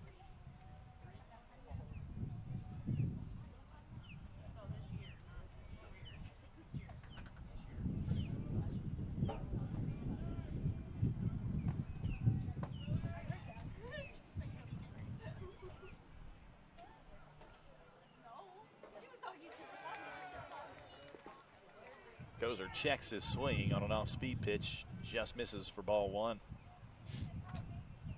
If Kozer can stay perfect in 2018. 1-1, another check swing. And it's low for ball two.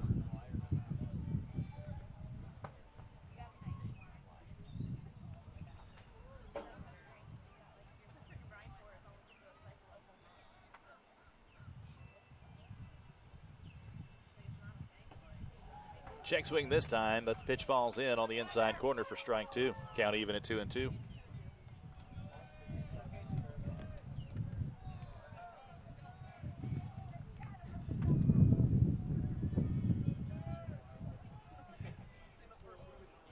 Two balls, 2 strikes.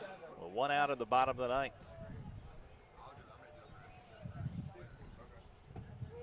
Called strike 3 on the inside corner. As Kozer had danced out of the way of that one. He's none too happy with that call.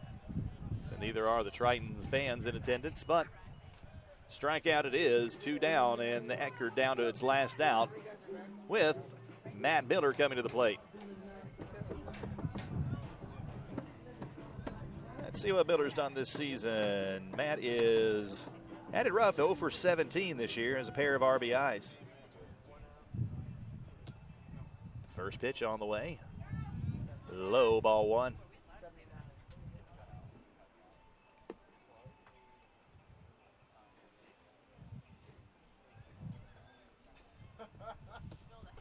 Outside ball 2 to Miller.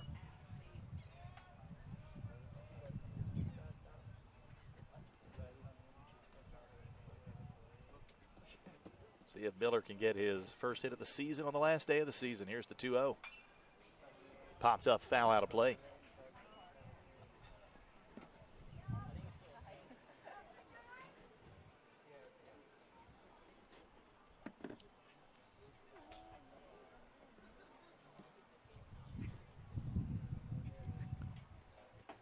Swing and a miss, strike 2. As Radke has come back to even the count up at 2-2, and Eckerd now down to its final strike. Spartans 1 strike away from winning their third straight Sunshine State Conference Championship, 19th overall. There's the pitch, and it's called strike three on the inside corner. Well, that'll do it. Tampa Spartans are the 2018 Sunshine State Conference champions. So congrats to Tampa and Coach Joe Urso. Third in a row, 19th all-time Sunshine State Conference championship for the Tampa Spartans.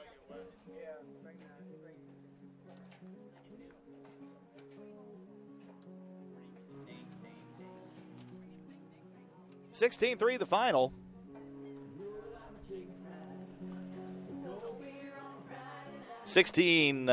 Runs on 19 hits, season high 19 hits, no errors for the Spartans. 3 runs on 5 hits, and an error for the Tritons. Helvey gets the win as Helvey improves to, let's find back to Tampa's stats. Helvey improves to 5-0 on the season. Nick Alonso takes the loss in his final appearance here at the Turley Athletic Complex as he finishes his career with a 5-6 record in his senior season. Big day at the plate for a few Spartans. 3 hits each for Miller, Bragg, and Galley. Galley had 6 runs batted in. Home runs for Miller, Servin, Bragg, and Galley. Tritons led at the plate by Nick Conti. Went 2 for 4 with an RBI and got a 2-run home run from Jamal Chaney. We'll see what happens with the rain that seems to be blowing in from the east. Hopefully we'll be able to start the final game of this weekend series in about 30 minutes. But keep it here on the Triton Sports Network. We'll try to keep you updated on any potential changes to the start time of this final game. Once again, congrats to the Spartans on their conference championship. We'll be back here in hopefully about 30 minutes with the second game of the day and the final game of both the weekend series and the season for the Eckerd Tritons here on the Triton Sports Network as part of the Sunshine State Conference Network.